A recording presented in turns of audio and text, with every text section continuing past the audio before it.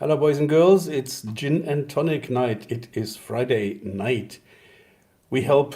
Okay, let me first say hi to the panel and to the chat and everybody. Welcome to the Gin and Tonic Show. And today we have. I wasn't. Allah knows best. Or what is the rest of that? Or does he? Ah, okay, because it doesn't show up here. Allah knows best. Or does he? Does he indeed? Hello, welcome Thunder. Welcome Allah knows best, or does he? Welcome Rob, Mr. Speakers from the corner, UK.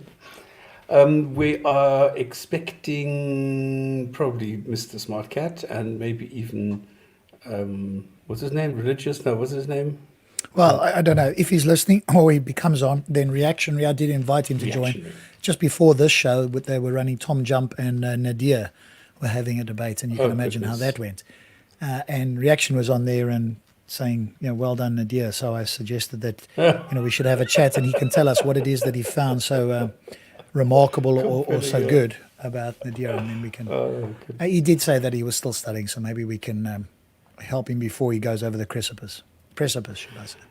Now, what we're doing today is a little bit different because Rob suggested we go over a video that happened a long time ago, and it's something I commented a long time ago, but it's a recurring theme, and this is why we're going to redo this one tonight. And I've got a couple of short ones if we have time, so not a problem.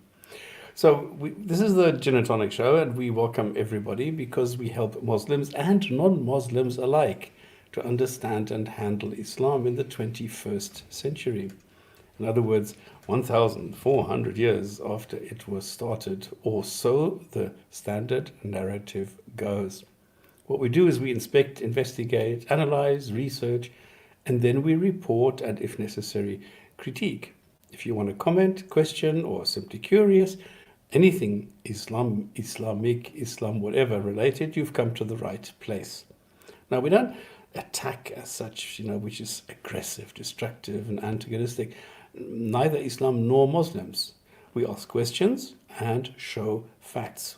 We refute false claims and present the reality of Islam, the political side of Islam. And we embrace free speech and criticism. We are nice people, I think, and this is why we condemn categorically, by the way, any abuse, oppression, misogyny, slavery, violence, etc., etc., etc. We are all about being critiqued. We're all about providing our own definitions of something that we are talking about. So we are not afraid of anything. We're not afraid of being critiqued. We're not afraid of being called out for anything. Definitely not. Now, what we do in Islam, we try and let the Quran speak, and we don't go for the thousands of scholars and so on who've commented on the book and its vague and ambiguous sentences. The live stream, so if you come on here and you say something, or if you type something, it goes to YouTube and to Facebook. And you have three ways of participating here.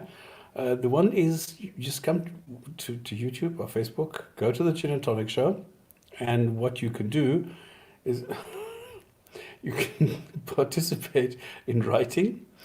You can have a conversation with somebody else, or you can comment on something that we're talking about.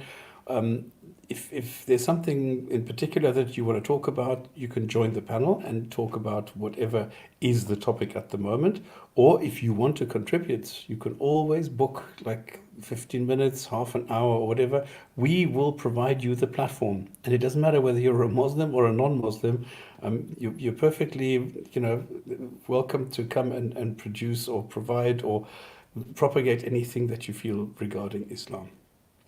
And of course, you can watch and comment on the show afterwards. So this is the Gin and Tonic Show. You can't pay us. Don't go to Patreon. Don't go to PayPal or anything. Everything that you see here is for free. What we do is we go and give you some news, some crazy comments that we find, then a Quran segment, and then a discussion on the theme of the month, followed by a live chat ending with the Hadith of the week. And if this is not enough Islam for you, then we make ourselves available after the show on Discord. Now, Discord is not recorded. So if you want to present any I don't know, whatever ideas, then you can go there, no problem whatsoever. We will spend a couple of minutes there, depending on who is there and how many people want to participate. Okay, so today, what we're going to do is, I'm just going to give, I only have one news item, by the way, which is quite hilarious. The OIC, in other words, the Organization of Islamic Cooperation or Islamic Countries, condemns linking Islam with terrorism. Can you believe it? And this condemnation comes in the wake of the publication in France of cartoons insulting the Prophet Muhammad. So it's actually our fault, okay? If Muslims prohibit us from making a cartoon of a person with a turban, calling this Muhammad, then that person should be killed, and the Muslim who kills that person should be able to do so, should be allowed to do so. Because you're not allowed to bring the cartoons out, which some of them, yes, they do show Muhammad like with a bomb as a turban, and this apparently links Islam with terrorism. And since there are no terrorist attacks by any Muslim ever in the last 1400 years, we're not allowed to say that. Now, these idiots still think that by prohibiting us from saying this, we will not say this. They have not learned that if they prohibit us from saying something, we will say exactly that. They still don't understand that. So Oh, goodness. if a person goes to stab somebody, if a person murders somebody, somebody sets off a bomb, somebody drives their car on a pathway, somebody attacks somebody with a knife, and the constant denominator or feature in all these attacks is somebody shouting Allahu Akbar, you're not to conclude it's Islam and terrorism then. Correct. Is that right? Okay, right. And all those texts in the Quran about you have to become a Muslim or you're going to go to hell or kill the non-believer, and there's one ayah in the Quran tonight about cutting off heads and fingertips, that's nothing to do with terror. And No. even though the word terror is actually in the Yusuf Ali translation tonight, and when Muhammad said in the Hadith, I've been made victorious with terror, we shouldn't use the word terror and link it to Islam, because terror's got nothing to do with Islam, even though it's 1400 years, countless terror attacks, and including the word terror by the God of Islam and by the Prophet of Islam, linking terror with the manifestation of its spread. I shouldn't do that. Is that correct? That's the idea. Thank you for clearing that up for me. Actually, I've got a list where terror is in the Quran, like I think it's even 12 or 13 times. So it's not something that is unusual, so I don't know what they're on about. And of course, this is my first cartoon, the holes in the Quran. A Quran full of holes in the narrative, full of things that don't add up, mistakes, inconsistencies, and to a certain extent, contradictions. And the funny thing is, I'm not allowed to say that, because a Muslim will say there is no such thing as an inconsistency, a contradiction, or, well, a mistake. That brings us to the Krazy Comments. Now, we've got a lot today, so I'm going to rush through. No, actually, Rob, these are yours. Do you want to... Yeah, I'm wondering if we keep comment those. on them? Can we keep those until we do the video? Let's keep those ones for the video, because they're specifically relating to the video. Not these ones. These ones are older. Oh, These okay, ones are cool. previous ones, and then we're going to go straight to the video afterwards anyway. Oh, we're not doing the verses in the Quran, are we? Oh, actually, yeah, let's do that. That's cool. I'm fine with I that. never know which way around is better. Is it better to first do the Quran, because this sometimes takes quite long, or I don't know. Yeah, the Quran takes long, but so do the videos. So let's try it the other then way let's around do the tonight. Quran. And if we don't Shall get we try to it the other way around? Okay. yeah, let's try it to the other way. And if we don't get to the Quran, we can always do that next week or something, especially if you've got shorter videos or whatever. Yeah. Okay.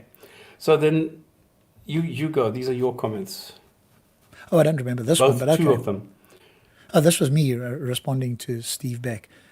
So no argument, mockery, etc., is indicative of hate and not critique. Yeah, just your personal, speculative, unsubstantiated opinion. Got it. Yeah. So this was about something is hate. This guy said it's definitely hate or whatever, and I just pointed out that it's a poor argument.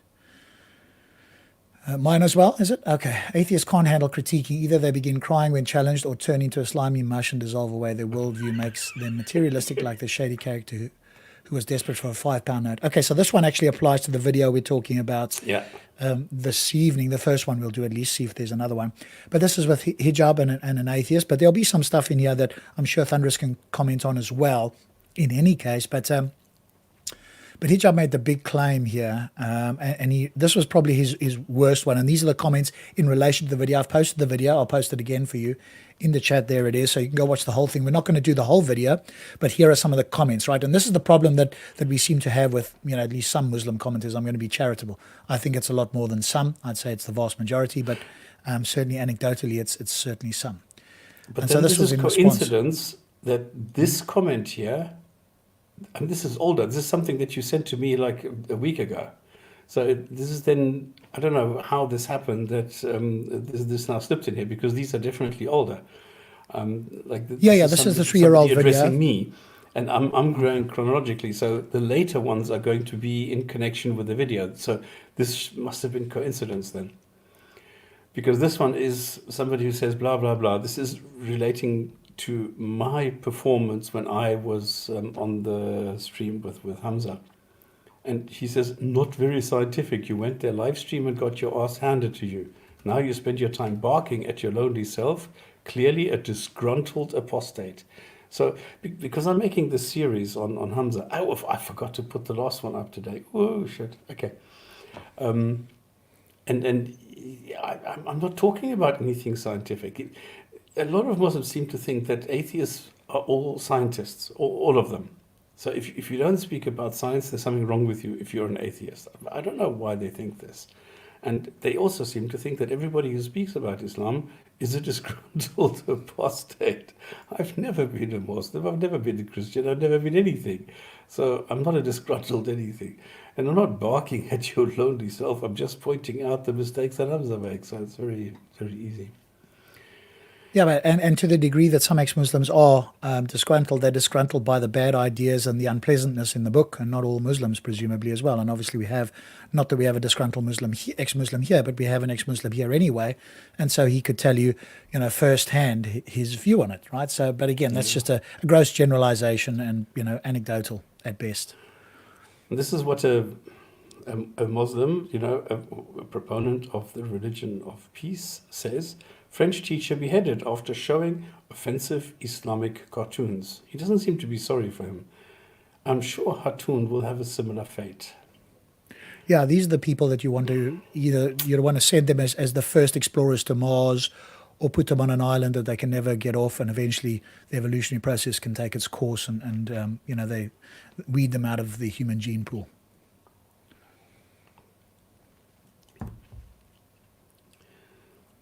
Hang on, let me just go here. Let me get rid of that banner. I think that banner's nice, but it gets in the way there. Oops. There we go. So this was one. This was a Sunday, I think, and I saw this one come up because he doesn't allow anybody on to talk to him on a Sunday, so he does an 11 o'clock on a Sunday apparently, just talking about all kinds of stuff for 2 hours, and he has like 200 people watching. It's mind-boggling. And so this guy said, I personally will dislocate his jaw if he insults the Prophet in front of me, just to show that freedom of speech can lead to a dislocated jaw. Yeah, and of course we could dislocate your jaw for even making that suggestion as well, right? So we can play the same game, and you wouldn't really have a jaw to open your mouth to speak with. So of course it's a slippery slope / black hole fallacy, but it will be visited on him just as well. Can we arrange for a meeting between him and me? I'll gladly meet up with anybody that wants to make that threat. We can meet in Oxford outside the Ashmolean Museum any given Saturday. We'll make an arrangement. All I need is a third party just to record the conversation. We'll see if there's any Muslim that wants to stand in front of me, an ex-Muslim. I will say everything I've got to say about Mohammed, from Aisha to Dulkarnain to moon splitting, whatever is going to rattle your cage, I'll say it and I'll see and test out if you've got the capability to follow through on what you're professing about you'll dislocate jaws, break arms, or even kill. I'm prepared to stand up for what I believe. Are you prepared to stand up for your God, for what you believe? 99.999% of all the Muslims I've come across have all failed that challenge. The challenge is out there. Come on the show, put up or shush up. Well, I would prefer intellectual arguments than fist arguments, to I be think You honest with you. Thunderous's point, though, is you Yeah, can't yeah, I have understand an that. intellectual argument. You can't have an intellectual argument. This is the point. It always comes down to threats. Mohammed Hijab has been making statements about he'd like to fight people in the ring. I mean, look at the ludicrous statement of just that alone. Look at the size of the guy. He's 5 foot. No, sorry, 6 foot 11, 6 foot 10, or 6 foot 9. He's a giant, 6'6". basically. 6 foot 6. He's a giant, basically. I'm only 6 foot. He must weigh, what, I don't know how many pounds he weighs. I probably, or how many stone. He must be 17, 18 stone. I'm barely 11. 100, Yeah, what, I don't know, 120 kilograms of halal Muslim meat, quote unquote, was the term that he But the actually thing is, used. now the irony is, this is what used to be my arguments with, say, the world. You have a Saturday night brawl in any given street in any town or city between two guys. One's 12 stone, one's 17 stone, and nobody wants to split the fight up. They say it's a fair fight. The 17 stone bludgeons the 12 stone guy, and all you hear about is this guy that won. Yet in a boxing ring, it can never happen. Islam is very much the same way when you hear Mohammed Hijab and such talk like that. He's a 6'6" guy, don't know how many stone he weighs, probably about 18 stone, and he wants to offer out a fight. He's one of those guys that goes to a martial arts tournament, for instance, and there's nobody in a weight class that he can fight. So he walks home with a victory because there's nobody in his weight class that he can fight. That's all it is. Always down to fighting, isn't it? Yeah, it's just that belligerent nature of Islam, and you find that with Allah, because Allah is just as belligerent, and you find that with Muhammad, and then obviously it follows down through and filters down through to Muslims themselves. It's another one by Rob. Rob, by the way, when you send me these, do you know that you always send me PNGs and they're actually JPEGs? No, I'm just sending you screenshots, really. That's all. I'm not Yeah, sure what because they format always they're come in. up as PNGs, and I always need to rename them as JPEG because they're always wrong. Maybe it's saving in the wrong format. Okay. Yeah. Talking to the typical ex-Muslims, or why you left Islam. I don't know because there is no God. What a self-contradictory statement. Yeah. How the universe came into, I don't know, but Dawkins says it created itself, and I believed it. I mean, if this guy could do any worse of a straw man or any better of a straw man, this is like he's actually vying for the gold medal of straw men here. If there was an Olympic for it, he'd be up there as the gold medalist. How you studied Islam before leaving? No. What do you know about evolution? I don't know much, but Dawkins is great. What do you know about cosmology? Not much, but Dawkins' Hitchens were too good. Do you think you are logical? I don't know, but most of the non-Muslims appreciate me by telling that I am too smart. Lol. Okay, so the textbook version of a straw man. I don't know if he's ever spoken to an ex-Muslim. At least he knows how to spell it, so he's got at least 1 point in his favor. Let's move on. I mean, that's just. I don't know why I picked that one actually. This was the one based on the other one that I said, right? It's true that Stops and his channel are full of hate, and I said, I don't know. Oh, I must have replied, and I didn't see that one. I must have said something. Let's just see. The non-Muslim philosophers disagree with Islam more than this lunatic, but they came across as sincere, honest people, not hate mongers. It would be a mixture of extreme arrogance, jealousy, grief, a sense of loss, and a wish of destruction of others, despite them being on truth. There is no real critique by this guy. He pretends not to understand simple things, logical fallacies. The fact that he uses mockery, etc., is indicative of hate, not critique. And then you saw my response to this. Of course, this is just utter nonsense and unsubstantiated subjective conjecture by this, presumably he's a Muslim or a Muslim sympathizer, or an Islamic sympathizer rather. He went from blindly following his parents to blindly following atheism. I don't know who that was, what that was in relation to. As opposed to what? Blindly following Islam. Right. Well, if there were something that we had to blindly follow, it wouldn't be Islam. Yeah, so there was the answer. So no argument then, mockery. Yeah, okay, so that was my response, right? It was just his conjecture. So okay, so this was you've got them in the wrong order. Stops, but doesn't matter. So No, this now we're is now getting to the relating ones to of the them. video. Yeah, but I wanted to do the silly ones first, but it doesn't matter. So this was one of the few Muslims at the This top is that what we actually did. pointed out that hijab got the liar's paradox wrong, which you'll see, when we do the video. So there's a particular paradox which we can talk about, and so this Muslim actually says, and thereby removing its paradoxical nature. I'm just mentioning in case you haven't noticed it. Sukaran, whatever that's supposed to mean, for your good work. For good work you do. Well, obviously that's not good work because you're pointing it out, and then somebody who's probably not a Muslim said hijab got the. That's not the liar's paradox. You got it asked backwards, lol. It's So remember when I thank you. said that he got this wrong? It's thank you in Arabic. Yeah, Okay. shukran is thank you. Okay, cool. So remember when I said they got the paradox wrong? Here's at least one honest Muslim that pointed that out. So there are, honest Muslims that'll say that sort of thing. So that was the point there, that at least two people in the comments that I saw actually recognized that he got the paradox wrong. And in fact, the fact that he got it wrong meant that the guy got the answer correct and therefore was owed the money. But we'll come to that. If you just don't believe me, we'll show you in the thing. The atheist question was, how do we know, this guy tried to answer the question, right, which hijab just couldn't answer. How do we know what God assigns to humans as good values is truly what is best? The answer from any believer, well, again, I wouldn't make that claim, that's any believer, from you presumably, in faith, is that God is all good.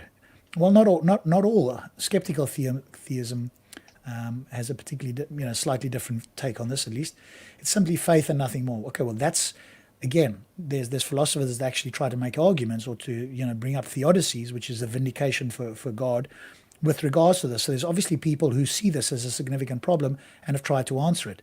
So this particular person's answer, it's simply faith and nothing more. Well, then you're not bringing an argument. You've just shot yourself in the foot. Then you can't come forward and claim that God is all good. So somebody who's going to claim that would need to provide reasons for why. They're not going to say faith, because anybody could say faith about anything. That's not a justification. The reason for this is because it's still possible for a case to be indifferent and not caring. It is religion that definitively assigns God as good natured. Okay, well, that's just begging the question. Why should somebody accept that just because, quote unquote, religion, or more in this case, Islam says so? That man needs help. I wish this Dawah could have had a positive experience on him than being left embarrassed. The fact that this particular poor fellow thought that the atheist was embarrassed here just tells us how little some Muslims can follow a conversation rationally. But don't take my word for it. This is one of the most epic fails, and that's saying something for hijab, because he has regular fails, but this is one of his most epic fails. This video, you will see. Don't take my word for it. You'll see. Hijab absolutely annihilated the atheist at the end. Now, if I had to ask this particular deluded fellow, what was it that hijab said that in fact did this? Of course, we know the response, right? It'd be a babbling, rambling response that would barely be coherent and guaranteed not to have anything substantial. But again, don't take my word for it. We're going to go through this video, or at least some of the video, and I leave it to the safekeeping of the audience. And if you want to see a detailed deconstruction, you can see it on my Speaker's Corner Analyze channel, where I do. Yes, Stop's got like an 18-minute video on it, so there's another one there. We'll do more today because there's 3 of us, but there we go. The atheist was intellectually dishonest indeed. He got emotional, couldn't answer Muhammad's question, so he started to add hominem attacks on Muhammad. The irony of that statement, I took that for irony.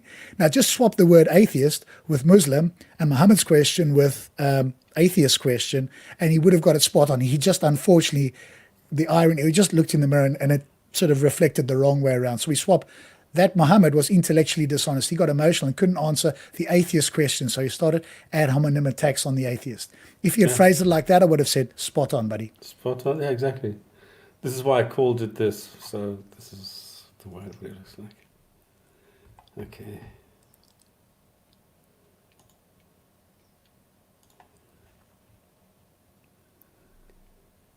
All right. So we'll leave chapter 8 because we finished chapter 7 last time of the Quran. Are we going to go straight to the video, or? We're going to go straight to the video. Okay. Unless you want to do something else. No, that's good. Yeah. Planned. Maybe we skip the Quran and do this later, depending on how much time we have. If not, well, then we'll just have to do it next time. The Quran is not going to run away, even though there are... Oh, thanks, Dave. Yes, you're a star and a gentleman. It's amazing how he always finds these things. So Dave's just put the link of the video in there. Super. So what we're going to do is just going to go straight to the video. The Quran is not going to change, even though there are lots of changes, but I think the changes are now not happening as fast anymore as they did the first 200-300 years. So we're seeing more and more of that. So, Rob, here you go. Alrighty, here we go. So we're starting about 9 minutes 14 into the video. In the beginning, they were talking about, which creature can survive the best. Again, you're welcome to watch it. Here is the original video. I'll post it again for you so that you have a copy of it there in the chat.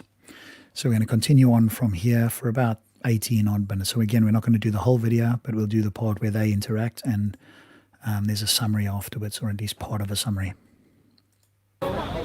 Do you believe that You're just making one point, that whole wasted 20 minutes was just you trying to say there's no objective morality without God. Can we speak in a civil way? Let's stop it. Let's speak like in a nice way. I don't think there's a real need to get like defensive or something. No, but the same way, don't tell me that's ridiculous, that's absurd. All right? I'm just trying to help you. We've got to your point, what it actually was. Humans are special if there's a God. Okay, thank you very much. Now, yeah, that's my point. Humans, that's exactly my point. Yeah. To put it in a simple way. Yeah. If that God exists. No, value judgment or value can be assigned to human beings if there's a God. I'm not making an argument for God. What values? I'm not making an argument for God. At the moment, I'm saying let's just say if there's a God, if there's an alien, if there's a machine which assigns value to a human being and allows human beings to be more valuable in terms of whatever it may be. It's an appeal to authority. There's a big thing that thinks you're valuable, so you're valuable. Now, hold on. My dad thinks I'm valuable, so I think we're good. Sorry, Okay, that's exactly what he did, right? If you listen again, he said that if it was an alien, if it was a big thing, or if it was God and he assigns value, then you're valuable. And so the atheist's response was a reductio to say, hey, well, if my dad thinks I'm valuable, then I'm valuable. What he's essentially pointing out that in Hijab's case is this is entirely arbitrary. The fact that you're appealing to Allah, not just God. Let's not use the word God. I was speaking to Stops about this. Let's hone in, because they're specifically speaking about Allah. They're not speaking about the Christian God or some other God. They're speaking about Allah. So whenever I hear God, I'm going to correct them and say Allah, and I'm going to burn it into them to say the word Allah. So that's what I'm going to start doing. So the claim here is that because Allah created you, you have value. Well, or that Allah says you have value, therefore you have value. Well, he's responded with, my dad says I'm valuable, so I'm valuable. So it's an appeal to authority here. Something that's bigger, better than me says I'm valuable, therefore I'm valuable. Well, that's not objective. So you've misunderstood them in appeal to authority. That's a fallacy that's only used in certain contexts. No. I said You're assign. just saying that God is an authority that assigns value. That's all you've said. Spot on, right? He's very good at like summarizing what Hijab is babbling and battling to actually say coherently and concisely. This guy can just summarize in like 2 sentences. Right? Well, why is God special as an authority? You have to explain why the being of God gives that value. Okay, well, hold on. Okay, this is a very difficult thing for most theists, but in particular for Islam, to give why is God, the source of value. And now we'll see how he battles to articulate this. Good question. So you're saying, if I say there's an entity that's transcendent and that has a certain attribute of, say for instance, rationality, then that it would make sense, rationally speaking, it would make sequential sense for me to say that entity could then endow another entity with the same or other kinds of attributes. So my dad did that. Okay, so that's completely irrelevant. The question that he's supposed to be answering is, why is it that other people should accept that Allah, because Allah gives value, therefore we take that as objectively the case. And all he said is because Allah's, more powerful than us, better than us? You can have a more powerful devil. The jinns are more powerful, right? Satan is more powerful. How do you establish that this is the God that you're supposed to be worshipping? And more importantly, how do you know that this God is good, which we're going to come to? Okay, so he had rational attributes and he endowed me with the same kind of thing. Right, exactly, right. So your dad did that, yeah? Yeah, he valued What me, about his so dad? I'm valuable. What about his dad? You don't know. No, I mean, I never met him, maybe so he if was that goes on, rational. so if that goes on forever, where do we go? Well, I mean, Hijab is a master at red herrings. What about his dad? Right, like, okay, and you'll see the brain will get even more fried than this. We're starting to fry the brain, yet it's starting to sizzle now. But again, this is a tactic that he often uses when he doesn't know what else to say. He'll just bring up some random thing. What about your dad? How's that entirely relevant to the point? The point is he's provided you a counterexample, which is to say, hey, my dad gave me value, therefore I'm valuable because my dad said so. You, Mr. Muslim, say that you're valuable objectively because Allah said so. Well, I can say the same about my dad doing it, right? So Hijab now has to make an argument to say, no, that's not the case. Here's why Allah is different from your dad. Let's see if he even remotely gets close to doing that. I mean, what do you mean, where do we go? To the first human beings, yeah? Oh, well, where do we go from your God? We say that there's an entity that assigns moral value to other entities. That's what humans do. My dad did that also. What's so special about your God? Okay, that's a good question. So you're saying that human beings can... Okay, did you hear that? What's so special about your God? The response, that's a good question. Let's see if there's even remotely, even just an attempt at a substantial response to this, quote, good question. Assign moral value to other human beings. Well, they do. I'm not saying that it's philosophically justified. Okay, but they do. Things are signed down. That's a good point. Why is it so? Why do you think that? Now we move into. Why do you think that there's some special justification? Yes, that I like applies that. to your God? No, it's a good point. So here, the answer would be there's a difference between assigning subjective moral value and objective moral value. Now, I agree with you that I can assign subjective moral value to you, right? And you can assign subjective moral value, and your dad can do. But what I'm saying is, I'm making an argument that suggests that God's objective. Yeah, so it's value assignments are objective. yes, that's right. And how do you know God's objective? It's not that he's objective; it's that he's all knowledgeable. So it would Okay, so Excuse, go on. no, I was just saying, excuse me, there's something very wrong here. How can you get from the one to the other? You've just skipped it. You've just changed the whole game now again. What are you doing? I don't know what Hijab is thinking here. He's somehow trying to get out of it, and so he's doing anything to change the topic. Well, he's bringing up what he thinks is God's omnipotence, right? Well, in this case, omniscience, sorry. No. That he's all knowledgeable, right? The fact that he's all knowledgeable, again, that's a claim that, say God, Allah is all knowledgeable, is a claim that Muhammad would have to substantiate, which he can't do because in order to say that, how would you know that? How would you know that it's all? But number two, even if he had a tremendous amount of knowledge, again, Shaitan could have that as well. How do you establish that you're not, in fact, being, hoodwinked by Shaitan and that you think is God, right? And when we read the Quran, the three of us, it's more likely if there was, some sort of transcendent being, it's Shaitan masquerading as Allah, trying to fool people, and actually we're going to get the prize. I think that's Rob, all he's doing is just making claims. That's all he's doing. He's just claiming, and just jumping from claim to claim to claim just to get out of it. Yeah. Rob, to be honest, everything that you're saying now, your line of reasoning is exactly, I was sitting there trying not to laugh out loud, but I'm certainly grinning and smiling at certain points that you're arguing like somebody who follows the Bible would with a Muslim. Those are very much the same lines of reasonings or arguments I would use with Hijab had I been standing there with him on those points that you're raising there. So fair play to you, mate. Cool. How do you know he's all knowledgeable? if we have, I'm not even making a claim that. But you did make a claim. You just made the claim that he's omniscient, that he's all knowledgeable. So again, maybe 3 years ago you didn't know what a claim was when you uttered a statement about ontology. That's a claim, my friend. Maybe Also, at least you might have understood that. I think Hamza's still battling with that one. he's saying that objective is different to subjective, and a human is subjective, and his God is objective. That's also a claim. Yeah, well, exactly. And what the guys ask him to do is to, show that's the case. Of God's existence. Sounds like you're making a claim. Oh, you're an atheist. If we take for granted. You're an atheist. Come on, man. You just said you're not making a claim that a God exists. I don't need to make a claim for God's existence to believe in it. Wait. Wait. What? What did he just say? I don't need to make a claim about God's existence to believe in him. That would be true if you were doing an internal critique of a theist worldview and you were not a theist. But if you are a theist, that is a completely incoherent statement. I don't have to believe in a God to do an internal critique of Islam. That's true, but I'm not a Muslim. You are. Wait. Can I just check in this conversation? Just watch his face as well. Just pay attention to the body language, the face of Hijab as we go through this, right? Yes, sir. Do you believe there's a God? Yes, sir. All right, that's your claim. All right, fine. No, it's not my Okay. claim. I You're believe claiming that's what I believe. You're claiming Look, also that He's got a great That's way of excellent. cutting through everything, right? He will summarize all the babbling and rambling that Hijab will do into a couple of short phrases. I forgot how good this guy is. God's objective. Do you understand the term conditional? What is a conditional, sir? It's a contingent variable. Thank you very much. So what does it usually start with? What word in English? Well, I mean, answering a question. If, yeah? Now the word if necessitates a conditional state, right? So I'm not saying that, I'm not standing next to you, sir, I'm making an argument for God's existence. I'm saying, exactly, we can have an argument on that some other time, no problem. Yeah, what he's trying Sorry, to do I'm just here. laughing.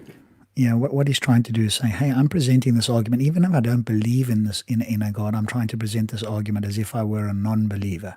That's what he's attempting to do, although he just can't articulate it. But actually, he again, that would be disingenuous because he is a believer, and the guy on the left will actually ask him a couple of questions shortly that'll cut through this again and explain to him what he needs to do to actually demonstrate the claim that he's making, and in fact even attempt to answer the question, right? Because the question was, how do you know that God is objective, or what makes God objective as opposed to subjective, right? Problem.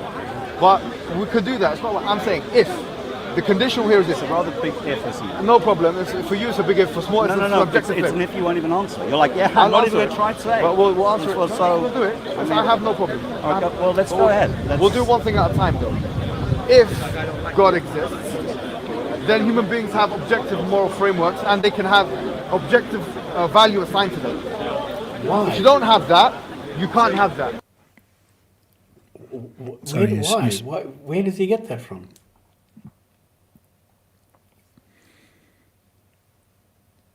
No, that's his claim, right? No, he says it like this is a fact. If God, then this. But that's not the case. He's making this into a premise, and that's not.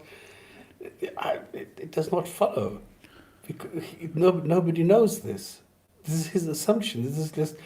He's just blurting this out as though this is something that everybody understands and knows. No, it's not. Yeah, it's a claim, right? But this is the part that he won't be able to demonstrate, and you'll get hung up on it, and you'll see what happens when the brain completely fries a little bit later on. Okay, sorry. You're saying that God assigns objective moral value. All right. Yes, sir. Why is it objective just because it comes from God? Because our definition. Okay. I don't This know is how clear it's coming yeah. through. This is a beautiful question. Why is it objective? Because it comes from Allah. We'll reframe God to Allah. Why is it objective? Because it comes from Allah, right? And now you need to present an argument for this. So let's see if we remotely get close to this. Definition of God. Okay, now we are getting to a definition of God. Yeah, we are. All right. We can get into a theoretical definition of something that just asking why. even from an atheistic perspective, that doesn't. He picks it up immediately. Yeah. He's very sharp. Yeah, why does this God, why is the stuff that he says objective? Even for you, sir, as let's say an atheist, I'm not sure if you're an atheist or not, but even as an atheist, you can appreciate that if I'm saying if, and then defining God as I please, then theoretically you can appreciate the argument. I could make 1,000 ifs. Yes, sir, I agree. But let's make the one that you're actually Yes, sir. The other thing that he doesn't realize is he's begging the question, which this guy will bring up shortly. If it's the case that God exists or Allah exists, and I define him as I please, well, anybody could say that about anything. I define whatever, right? The Roman, the Greek God as I please. Well, then he provides objective moral values because I've defined it that way. Well, congratulations on a circular argument that nobody who's rational would remotely accept. So we haven't even got close to. We're actually still in fallacy land here. We haven't even got to a coherent response to this at this stage. Right, so why are God's moral assignments? So what we say is because of the nature of what we define as God, yeah, whether that be objectively or subjectively for now, that's the side of Okay, did you hear that? How we define God, whether that's objectively or subjectively. But my claim is that God is the objective standard. At this stage, the brain is starting to really short circuit, right? The words are just coming out here. I don't think, the mouth is moving and I don't know that the brain is in connection with the mouth. It's just like words are coming out here in almost random fashion. We said if. So we're not making absolute claims. We said if. So if God is all-knowing and all-wise, then it follows that he would know the best condition for human beings and Best, you're now making a difference. Best by what standard? by his own standard. No, that's circular. Oh, did you hear that? There, and he said it straight away, right? By his own standard. Okay. The fact that Hijab doesn't realize what's going on here is quite telling. And I don't know now whether, if he had the same discussion again, whether he'd do any better 3 years later. Circular. What you're saying is Why is it God circular? knows the best, right? Because if he knew everything, he would know the best, right? You have Yes. to, yeah. Well, That's not secular, sir. Of course Not it is. circular. That's not circular. What the fuck? Oh, I told you this was an epic fail, right? This is probably his most epic fail where the brain just went to mush, right? That's not circular. That is the textbook definition of a circular argument, and the response is that's not circular. And again, remember the comments, right? The other thing I wanted to remind people of as we go through this, because it'll be lost on people if you go and look at some of the comments here, right? The fact that, okay, it's taking time to bring up the comments, but the fact that there were comments that thought that Hijab did well in this was probably, like I say, one of the worst displays that's ever happened. But I think because the brain was fried a little bit earlier, or started to fry, and we'll see that culminate shortly. of course it is. No, it's not, sir. Of course it is. No, it's not, sir. Yes, it is. Okay. How does the best relate to knowing everything? The You've best is not a misunderstood. standard. No. Having a superset of a vast amount of knowledge, That's right, completely not circular doesn't argument, sir. assign a value to it. What you're That's beautifully explained as well. It doesn't matter how much you know, that doesn't assign a value.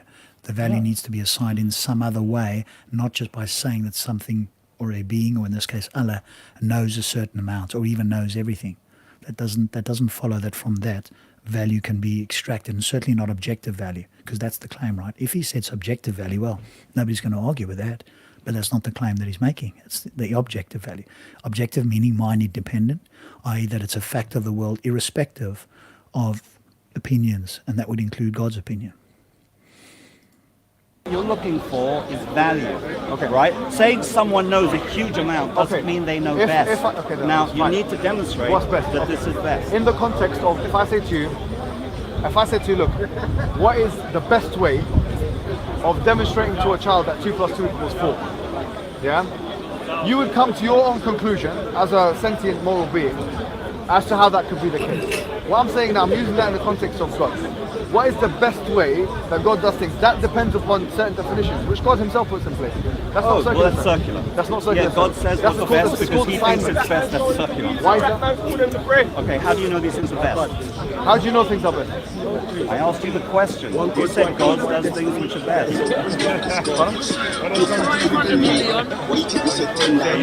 How do you know that what God does is best? How does God know what That's he good. does is best? Right, How so does our he know? definition of God, Thank you. So now the brain fry really starts. How does God know what God knows is best? Or in this case, Allah. Translate God to Allah, right? And No, listen how actually, often... we can just put the link in here. There's no big deal. Oh, you can, yeah. Let's just do it here. You can join us. Here we go. If you want to come and join us, here we go. You're most welcome. We're just popping the link in there. You'll Oh, pop we up both did it. There you go. We both did it, so that's absolutely fine. If you pop up the reaction, you can come and give us your view here.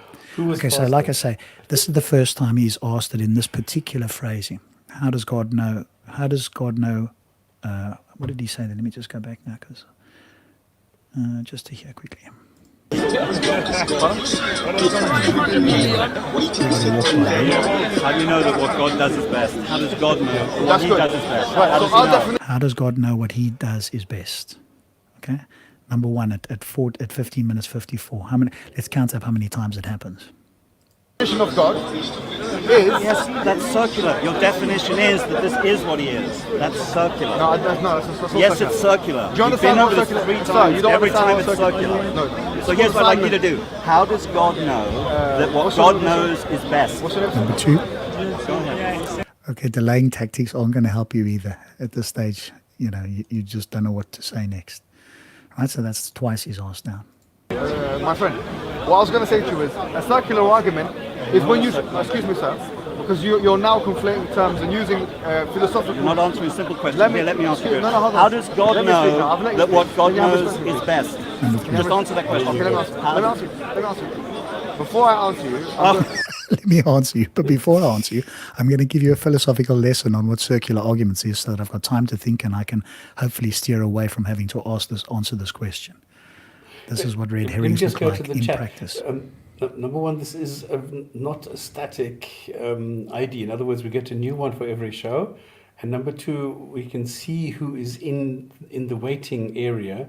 And if we don't want somebody there, we can just ignore them or kick them or ban them or whatever. So this is not like in the old days when you give out the link that somebody can then automatically, crash and post funny stuff like that. This is no longer the case. So I now made a conscious decision because I know the logo of Reactionary. This is why I said, let Reactionary in. This is, if somebody else wants to come in, it doesn't work. Hello, welcome to Reactionary. How are you doing, man?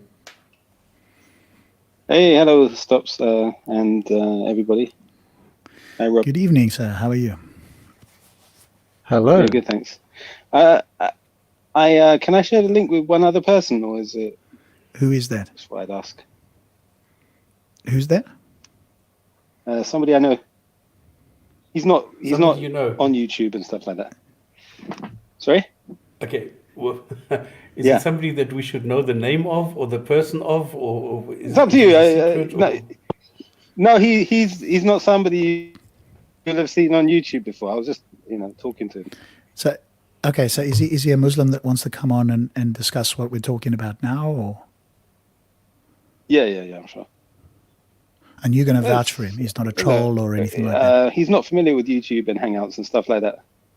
No, he's not a Yeah, troll. but he's not troll. Okay, we'll take your word for it. Yeah, if he wants to come in and give his take on this, he's more than welcome. Okay. If Stops is okay with that. I'm fine. I'm just He is new to this Hangouts thing, so. Would that be too many people on the panel? Because if that's the case, I'll leave so that No. there's not too many We're just voices. listening to a video. We're just having a discussion about these things. No, why? There's no problem. To be honest, he might not even know how to join it. He's that unfamiliar with YouTube, and I just wanted to see if he'd. Yeah, I mean, you can, if you're going to vouch for him, if you give can, permission, you then can I'll help share him the with link. it. If not, then Yes, Yeah, you well- have the permission. Okay. My question would be, regardless of that, why would you think that this person would bring value? I think he'll find the topic interesting, and I think he's quite knowledgeable on Islamic things to do with Islam. So I think All right, could- if he he is, could give then it you his can own vouch for him. fresh perspective on things. Yeah. The thing is that this Okay. video is Hey, not and if so there's a much problem, you about can just boot him. Islam, hey? No, it's not about booting. It's not Yeah. about that. But you are aware that this is not so much about the contents of Islam. This is more about hijab, the way that he's arguing, the way that it doesn't make sense, the way that he's trying to bring a point or his points across which make absolutely no sense so far. So it's not really about the contents of Quran or Islam or anything. But it's fine. I mean, if somebody wants to join and Yeah, but Stops, if we got somebody- add value. Stops, if we've got somebody who's knowledgeable on Islam, then we can go to the Quran, right? Because we Oh, we can always do that, yeah. so seldom get a Muslim who says that they know about the Quran that we can always go to that. So yeah, Reaction, I think it's cool if the other guys are happy with that. Okay, super. Anyway, let's see if I can get him to join in the first place. Cool. We'll carry on By with the the way, video. thanks. Okay, Listen. we'll carry Yeah. on so long, yeah. Yep, Okay. no worries. Thinking Glee says, I know exactly what it is. Okay, we'll see. Mufti Menko. What? God know that So what I'm God not knows is best. gonna. Okay, so that's the fourth time he's asked, right? I'm just keeping track here in case everybody else forgot. I'm being respectful to you, sir. So I expect the same treatment. I asked the question 4 times. Okay. Right? So But let's go before- now. And fascinatingly enough, he remembers that he has asked 4 times, and I'm counting, and it is 4 times, right? Even in the heat of the discussion, he remembers that he's done it 4 times. we go to your question, we have to go to the assumption of your question and your claim that you said before. You said that that's circular. Now, what is a circular thing? Circularity is when you try and prove the existence of something or something using the same thing. That's not what I've done here, sir. What I've done is I've said that God, our definition of God, is that he is, for example, all knowledgeable, all wise, that he is, let's say, all good, yeah? Al-Bar, he's all good.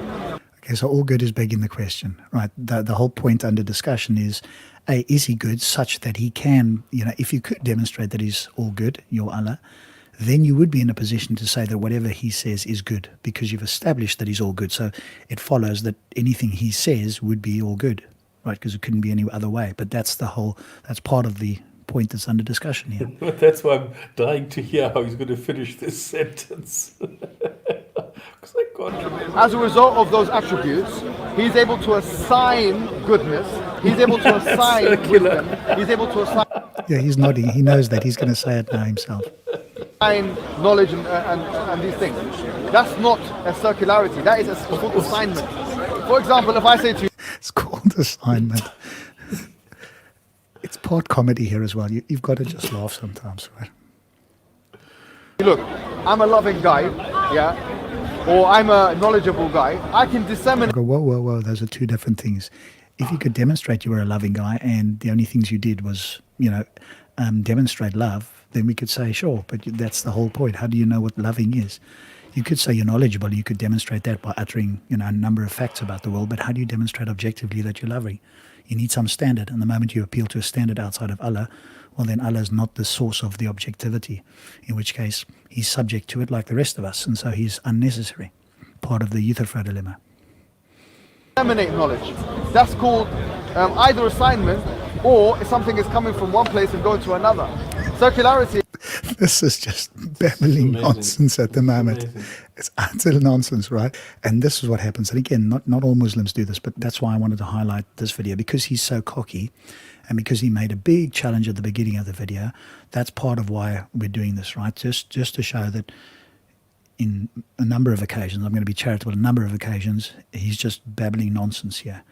And, the Muslims in the chat here, which again doesn't seem to be loading, just sort of take this all in. They're not following this at all.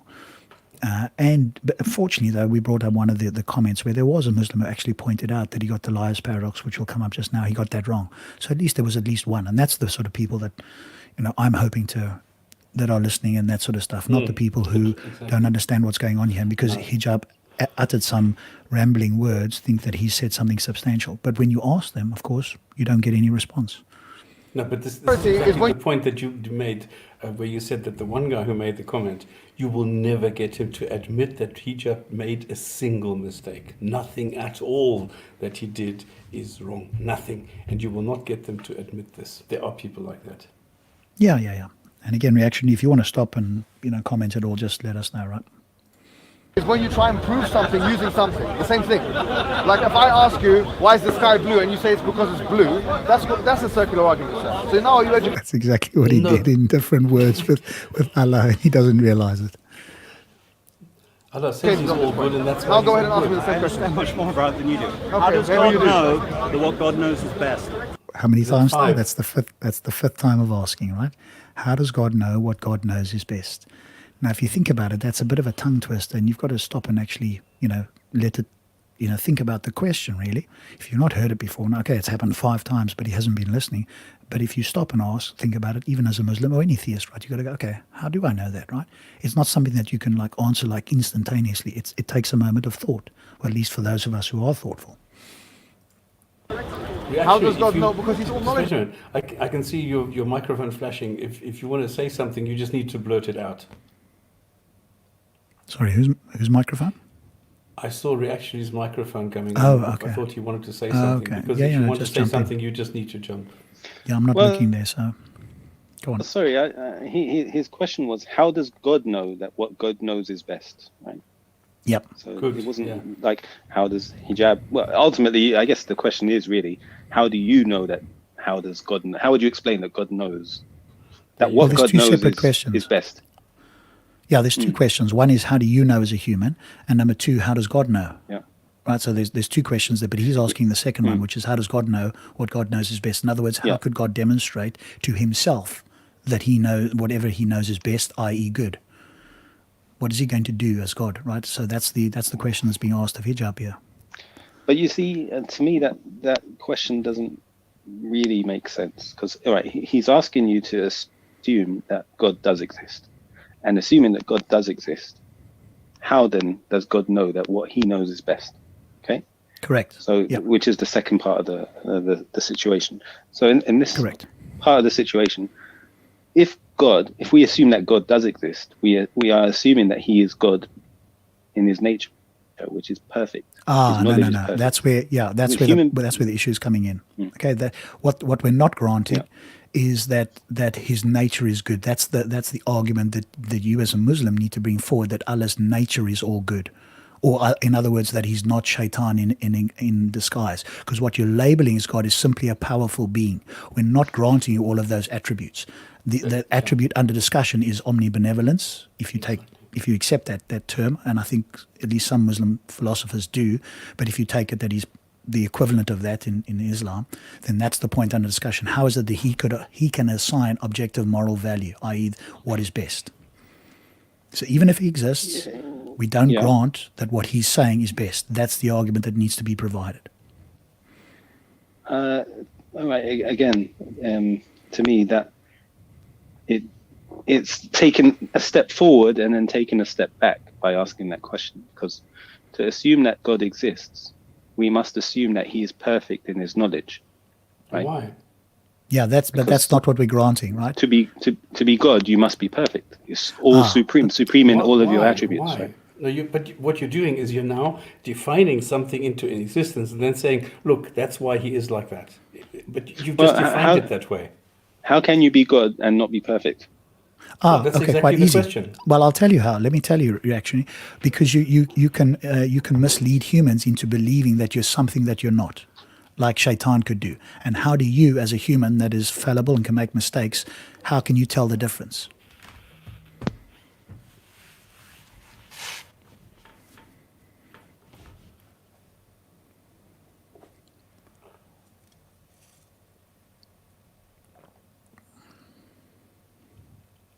Oh, he's on mute there.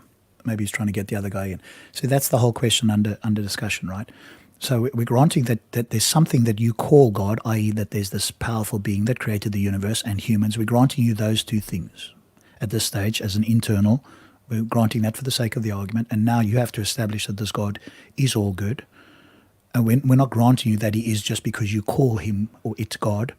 We're only granting you that there's a powerful being that created humans. Now you need to establish this other attribute, because the claim that's being made here is that he objectively assigns value, i.e. he says what is good. Why does anybody who does not believe in that particular God have to accept that claim? Now let's carry on, and when you come back, we can continue with that one. Knowledgeable, sir. No, that's circular. You're saying God uses God's knowledge Your to know question, what's best. Your question That's is circular. circular. Your question is No. circular. You see, a beautiful summary again. He just, he'll listen, and then he'll just quickly summarize that everybody who's paying attention can hear it. And he summarized exactly what Hijab is doing.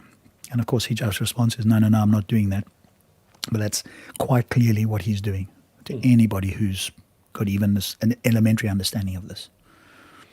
No, You know your question. You know that what you're saying hold is on. hopelessly circular. So you're saying, I'm just asking for a simple question. Yeah, go on, sir. How does God know that what God knows is best? Keep an eye on Hijab's whole Number demeanor, 6. right? That's number 6, yeah? Good question. How many times has he said a good question? At least 3 times. I'm only asking for the 6th time. Okay. Your question is tantamount to you asking, can God lift a rock that he can't? No, it's not. Yes, it is, sir. Your question. No, it's not. Okay, so now the brain is really fried, right? Now he's made the elemental mistake of thinking that what the atheist has asked is a paradox, and it's in fact not. And it's crucial for a theist, or in this case a Muslim, to be able to articulate how it is that you can establish that God is all good. And this I is think what we happens actually if you're off dropped script. off. Yeah, I noticed. Hopefully if he'll be back. if you're taken off script, you're lost. Yeah. Your question itself is self-defeating. Correct. That's why you don't have an answer. Yes, no. If you ask, Okay, but that's again key, right? The question is self-defeating in the way that it's being posed to Hijab if he doesn't have an answer. If he had an answer to it, then it wouldn't be self-defeating. But the fact that he doesn't, and he's recognizing that it's self-defeating, well, that's the end of the argument, right? But we'll see that, of course, it's far from the end. He will hang on tenaciously, even though he hasn't got anything to hang on to. Oh, Ask me- Benny's a Badly, worn you out have- black. So again, feel free to join in anytime, reaction, because obviously we were having a conversation. You might have dropped out there a bit.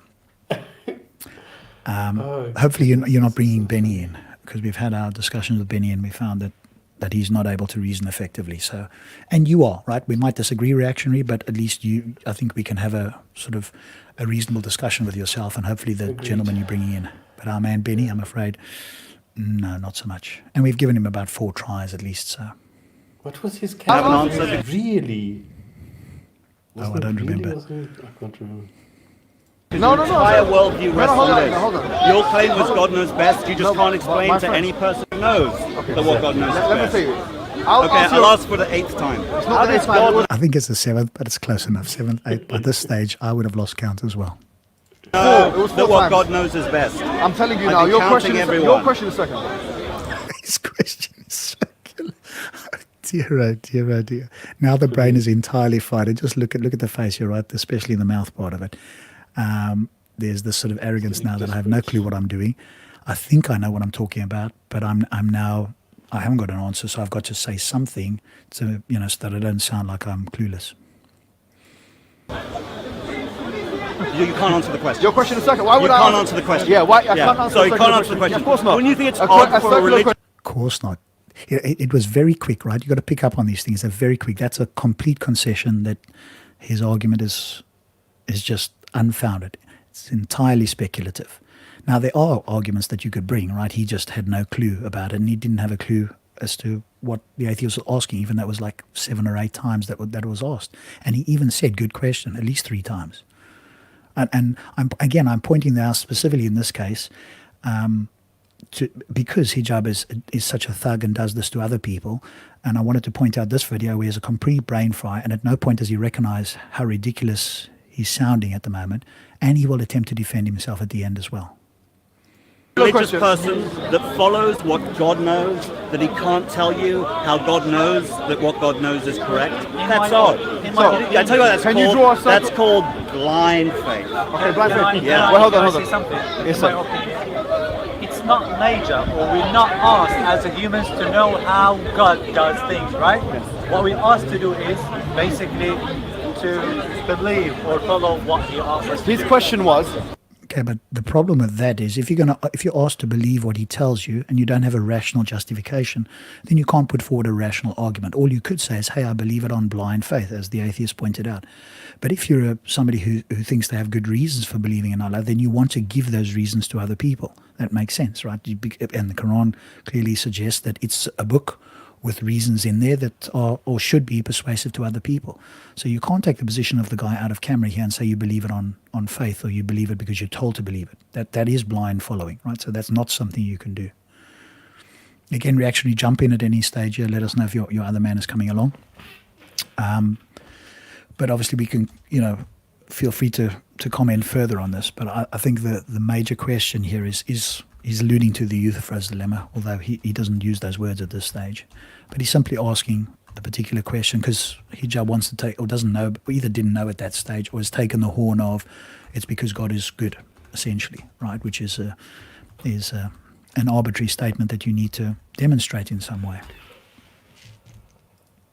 how does God know what God knows is best? Yes? Okay, at least he's understood the question now, so he's repeated it. So that's the 9th time that's been said now, I think, 8th or 9th. It's like... His answer is he uses his knowledge, So, which is circular. would you like me to answer your question? I would pay money at this point. Okay, so here comes in the money thing now, right? And he's even praying for it too, so you never know, you might convert him, but not quite today. Your answer. I've only asked you. Your 9 question, times. let me... Sorry, reaction, you wanted to say something there? Yeah, no, I was just laughing with you. Yeah, okay.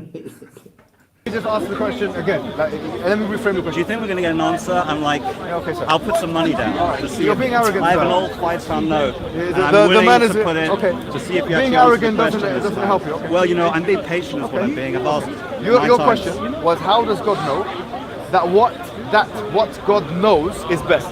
Now, anyone who knows anything about logic, anyone who knows absolutely anything about logic, would know that this question itself is like asking a circular question. It's like I don't know what a circular question is. Maybe you can ask one, but a circular response is what we're normally talking about. But it's not a circular question. Oh dear, oh dear. I told you this was an epic fail, and at this stage his brain is completely I don't fried. even remember. I think I need to make this into a meme somehow. You're asking a circular question. That's why you're failing. Yeah. Like asking, how do I know that I know? It's a paradox in itself. No, if I ask you, how do you know that you know, you would then present me with some reasons why. Yes. And that's what you're being asked to do for God's, value, if you like, or God's goodness. Or not God, I keep saying God, Allah. Not God, because there's multiple gods, but Allah. Well, it's the Right? same It's thing. specifically Allah, talking God, about your Allah. Allah is just the Arabic for God. Yeah, The yeah, Islamic but I like God. to remind that, because when I have discussions To with rub it people, they in, want to go but then I to a would use generic Islamic God, right? God. Yeah, Islamic you God. could say it that way too. Yeah. Islamic God, yeah. In itself, how do I, let me ask you a question. If I ask you today, the question is paradoxical basically. If I ask you a question right here and right now, I'm not hearing an answer. no, excuse me, sir, excuse think me. you're No, fine. your question is paradoxical. You don't know the source of Do you your know own what moral par- authority because you don't know how God knows or how He could. Sir, Did you hear that? It's because he's trying to talk over him all the time, right? You don't know the source of your moral authority because you don't know how he could know. And that's like a key phrase. And, a Muslim that's perhaps more informed on the topic could try to mount an argument.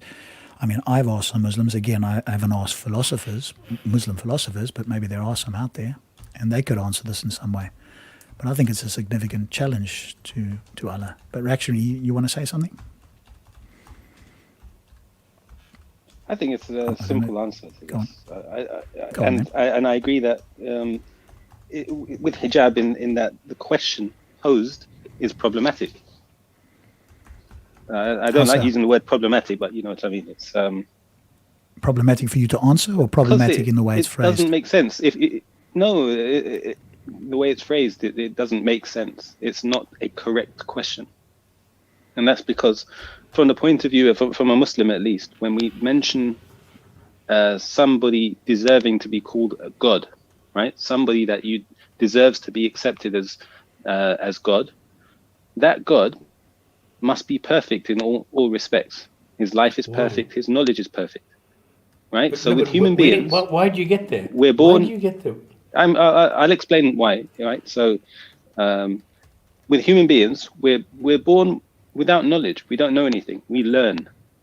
Therefore, we're able to explain when we're asked why we know something. Right. Well, I observed this. I came to this conclusion. You can explain your process. We are different to God. God's knowledge is perfect. There's nothing He doesn't know. So how can God learn, right? How can God learn the reason why He knows something? Okay, if His knowledge is perfect. Why do you call it perfect? Yeah. Why is knowledge perfect? His knowledge is perfect. There's nothing He learns, and there's nothing He forgets. Yeah, so what you really mean is He's all knowledgeable. All knowledgeable. Perfect, as in like He won't make a mistake, right? So everything that He knows corresponds with reality. That's what you're saying, correct? Yeah. Well, what I mean is that there's nothing He will learn, nor is there anything He'll forget. His knowledge. Okay, sure, we can grant both of those things. The only word I can use is perfection of knowledge. All right. So can I ask a question? Yeah, go for it. You say that God's knowledge is perfect. Yes, correct? Yeah. You also say that God's choices would also, by implication, be perfect. Is that true? Yeah. So God's sense of morality would be perfect as well. Is that correct? Yeah. So if God makes a choice on a human being, He's making a choice on the actions of that human being because His all knowledge would be that He knows that the decision He made in choosing that person would be perfect from His point of view. Therefore, that person's actions will also, by God's point of view, be perfect as well, correct? No, not so quite. God, okay, so I see where you're going, but it's kind of changes the topic. We can come to that as a separate topic. I don't mind, but the topic right now is the question that was asked to hijab. Right? Yeah, but does the one follow from the other? This is the question. It can do. I mean, many things follow from that, but right now we're just dealing with that question. But I'm not sure. The question posed to hijab wasn't an appropriate question. I thought the discussion was objective and subjective morality, and that's the point I was trying to get at. Yeah, maybe. I mean, sorry because I jumped in. Maybe I missed the first part of the conversation. if the discussion is objective or subjective morality, then God's morality would be perfect. His choices about morality would be perfect. His choice of human beings and their sense of morality would be perfect, because the representation he would use as a human being to represent God would be in a sense of the person's morality would be reflecting God's morality. So, for example, if God chose a man to be a prophet, that by implication would be a representation of Allah, correct? Let's say Moses. Allah chose Moses. Allah chose Moses. So well, we can break it down simpler than that. We can say that God, the Creator, in all of his actions, is perfect. Okay. So his actions in choosing Moses. He's created his creation, who is imperfect. His creation is imperfect, but his actions in creating the creation is perfect. His wisdom is perfect. We don't understand his wisdom necessarily. But his choices would be though, wouldn't they? His choices would be perfect. We're not God. No. His choices please are let me ask you a question. Yeah, so his choice of Moses was a perfect choice. Right. Okay, that's the point. So he made the perfect choice in choosing Moses as a representation of Allah, because that's the whole point of choosing, say, a prophet or a king. You're there as a representation of the God. Yes. Okay. So I accept that. Moving that logically. Okay, that's the point. So moving that logic forward through then. So Muhammad, too, like Moses in the Islamic recension, would be a perfect representation of Allah's sense of morality, because that's why he chose Muhammad, because Muhammad represented those qualities that perfectly represented Allah's sense of morality. So therefore, Allah's choice of Muhammad would have been perfect. Yeah, what do you mean by represent? Well, isn't that what prophets do? They represent God. Well, they deliver a message on behalf of God. And by implication, they're representing a God of that message. Yeah, on behalf of them, delivering a message on behalf of God. I mean, is it in the is okay? Let me follow through. Making sure I understand what you mean by represent. Yeah, exactly. Because I mean, in the prayer, Subhanallah wa bihamdika wa tabarakasmaka wa ta'ala judaka wa la ilaha illallah a'udhu billahi min shaitanir rajim. In the Islamic prayer and the call to prayer, it says, I bear witness. So if you're bearing witness that Allah is God and Muhammad is his messenger, by implication, you're a representation. So Muhammad represented Allah then, yes, because he bore witness. Again, like, if you mean what do you mean by represent? Do you mean he is? There's so Robson, stop. He's been sent by God to. I know. And if he's been sent by God, that means he represents God. I'm not an atheist here, mate. I'm not an evolutionist. If you're using the word, I just want to be clear, right? Okay. If you're using the word represent to mean representative, to be used in that sense, yes.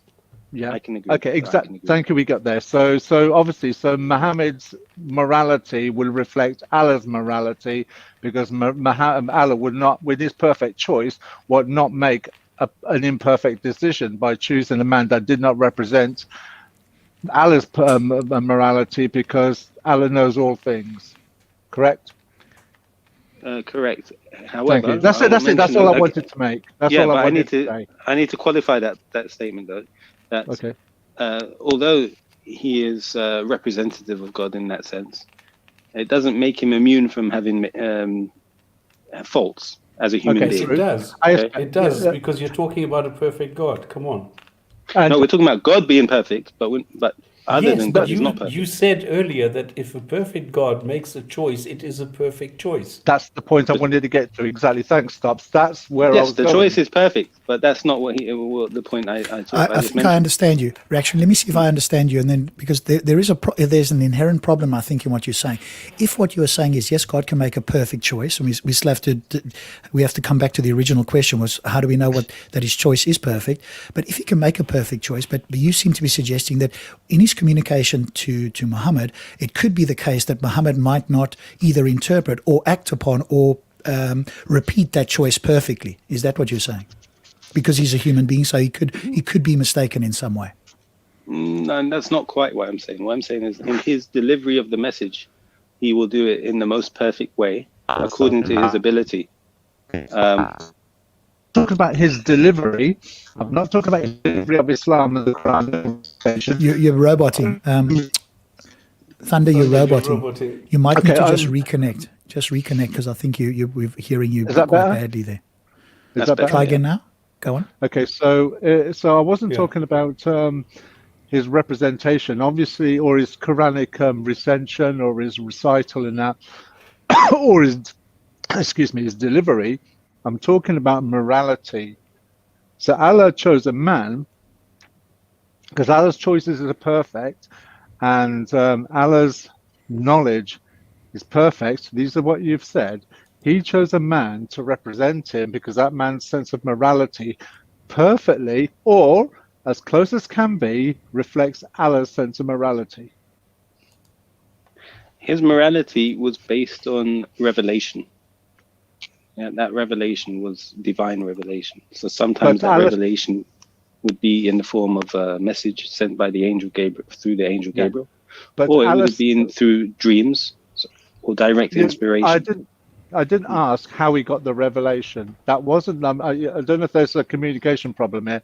I'm not asking or alluding to the message, how he received the message, or how he portrayed the message. I'm asking a simple question based on your responses.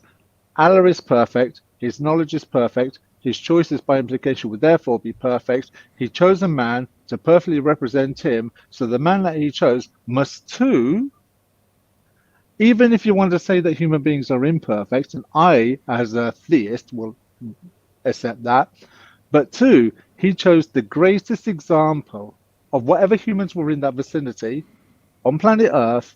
He chose the perfect man to represent him. Yeah, but hang on, he created him too. True, but I wanted to give them, I would guess, a slight benefit here. So even I can't dispute what you just said. To me, that makes sense. Yeah. Okay. Thank you. So all right. Let's continue, because now it's going way off. All right. So that's, and we can definitely come back to that. That's for sure. But I'm obviously the point's still here. So let's do a bit more here and listen in and shout if you need to reactionate at some point for us to stop. Because your contention was that you felt like the question was improperly phrased to Hijab, and I think it was correctly phrased. But I'm not hearing from you why you think it's incorrectly phrased. Presumably, if I can try and understand you saying, because you already accept that God is perfect, i.e. that his values, that his essence is all good. So the fact that the atheist asked that question for you is nonsensical based on your presupposition that God is all good. Is that the point you're trying to make? Yeah, or pretty much, except rather than good, it's the aspect of knowledge, because he's asking to explain, how does God know something, right? How would God know that he makes the best choices or something like that? Okay, but the point to focus on there is the best, not that he knows, right? We accept that he knows all things, but to get from knows all things to a value statement, i.e. that whatever he says is best, how do we establish what the best is? Is it just because he says so? Here is the problem. Or is there some other standard? Yeah, Rob, here is the problem then, because you can't get to the best part until you recognize that God already knows. Yeah. What does he already knows? He knows all facts. He can't learn something. He knows everything, right? I understand How that. can he? Why is what he knows good? This is the problem. Oh, right. So that's the next. Then if you want to accept that he knows everything, then you must accept that his question is flawed. No, I don't. And here's why. Because even if he knows everything, how do we get from he knows all facts to whatever he tells you to do about those facts is a good statement? How do we get there? And you cannot say because he knows all facts. That doesn't follow one from the other. The fact that he knows every statement about the world doesn't mean that what he's instructing you to do is good. How do we establish that it's good? All right, but not just because he knows all things. That would be a different question then. That's the his question is, how does God know something? Right. No, his specific question is, how does God know what God knows is best? The key phrase word is best. The part there that you're looking at the knowledge part and goes, how does God know? How does God know? To answer that question, right? How would you know that the answer to the question has actually answered the question put forth? No, we're past that. We're past that stage where we're asking, how does God know what he knows? That's not the question. We've granted that. We Okay. said let's go to the next stage, because Yeah. now the claim is that everything that God does is good, is best, is beneficial, is whatever you benign, whatever you want to call it. And the question is, how does God know that this is the case? If he has all knowledge, that's a different story. But how does he know that what he knows is actually the best for creation? Because again, there's two. All right, Can I propose to rephrase the question, and tell me what you think? Because Rephrase the question. Go ahead. yeah. All right. So first of all, you're going to have two questions in the end. One question is, how does God know something? And that could be anything. The answer is, his knowledge is perfect, so he knows everything already. He doesn't learn anything. The second part is what God does and knows, is it best? Or is there better? That's another question, right? So Well, if what's you the want to answer phrase the it that second way, one? yeah. So Yeah. the second part, right? We're granting that if he knows everything, then he knows everything. Obviously, that's the case. Yeah. But how does it follow that what he knows, when he utters a statement and says, "Do X," pray 5 times a day? How do we know that that's the best state of affairs? What is it? What do we appeal to go, that's the best, as Okay. opposed to anything else? Or in fact, how does God appeal? If God was sitting here with us and he was having a conversation, or somehow was able to speak via Gabriel to us here, and we asked the question, well, God, how do you prove to us that what you're saying is in fact the best? How could he? What would he say in order to respond to us in some Okay. substantial way? All right. So he would know already, because he knows everything. He knows what's best. He would know if there's something better, right? Okay, but that's the circular part, He right? knows. So you're uttering exactly what Hijab is doing. Okay. So now that this is why I said the question has a problem in it. In terms of the answer. Come on, man. Yeah. So how would we know? Sorry, the next part is, how do we know that what God knows is best, right? And that's a different kettle of fish. So we've already accepted that God is God. So the assumption in the question is that we accept God to be true, right? If we accept God to be true, we accept his. No, that's not. No? No, actually, you're now smuggling in more attributes. Okay. We accept in the question. We're saying, assuming there is a God, right? If we're assuming there is a God, he must have attributes that make him God, different to his creation. Right? Okay, we said One all of his knowing. attributes, all knowing. Yeah, Okay, he knows everything. So okay. what is he obviously knows what's best. No, Would no, I that know doesn't what's Do you follow. better? know That's- what is best is best? This is the question. You actually phrased the questions correctly. So what is the answer to the second part of the question? How do I know what's best? Yeah, how do I know what's best? No, my how best would is you once I explain recognize there's a how a God, God can I leave know? it to him.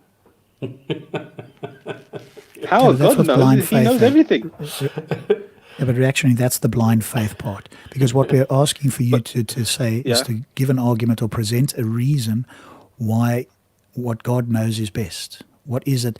And if you say that you're appealing to the book or you're appealing to God, then it's a circular argument. That's exactly what Hijab has been doing. He's appealing to God's knowledge. You're essentially doing the same by saying, hey, Exactly. I accept God or I accept the book, right? There's something else that needs to be brought in here to show that, in fact, he's not pulling the wool over your eyes. How do you know that praying 5 times a day is, in fact, the best thing to do in order to worship? How do you know that worship is the best thing to do?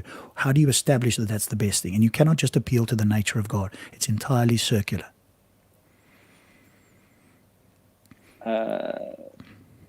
I don't see how comes you're not understanding it the way I do. It's Well, just the answer your question. second question. Okay, the second question is, how do we know that what God decides for us is best? That's the third Then- question. But if you want to try, have Okay, a stab doesn't at matter, that but one, try go for it. it. Yeah. All right, phrase for me the second question. The original Well, you did a second good question job. was, You first said, how does God know that he knows everything, and that is it, that he knows everything? The second question was, how does God know, knowing everything, that what he knows is actually the best, that what he knows about the human beings? Okay, who would know what's best? Well, Somebody besides God? Would somebody besides God know what's best?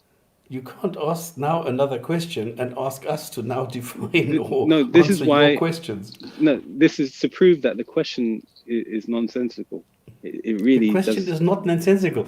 If your claim is that God knows everything and God knows what is best for us, how do you know that this God knows what is best? I'm getting lost. Please save me. No. Maybe I can ask a different This question is in a doing my different head. way. Can I ask a different question? Yeah, go ahead. Same question in a different way. How do you Yeah, go ahead. know that of all the gods that are around, Allah is the best God out of all of them because he has, if you like, knows what's best for you better than any other God does? Then how do you differentiate, say, the God of the Bible or the God of the Hindu, the Zoroastrian God, or any other God? Why would you say that Allah knows what's best for you or is any better than any other God that's out there? That's a good approach. Yeah, try. Okay. So then that's the same question you would ask to determine, okay, of all the religions or all the gods that are there, which one's the true one? Okay. And from an No, Islamic the best. perspective, So there's nothing to do with truth or the at the best, moment. yeah. Okay. Well, first of all, from an Islamic perspective, there can only be one God, because if there was more than one God, because the term God, That is not the question. That's well, excuse me. You're it's talking. the required building block to answer the question. Look, can I just? Sorry, I'm not an atheist. I used to be, but I'm also an ex-Muslim. But I am a theist.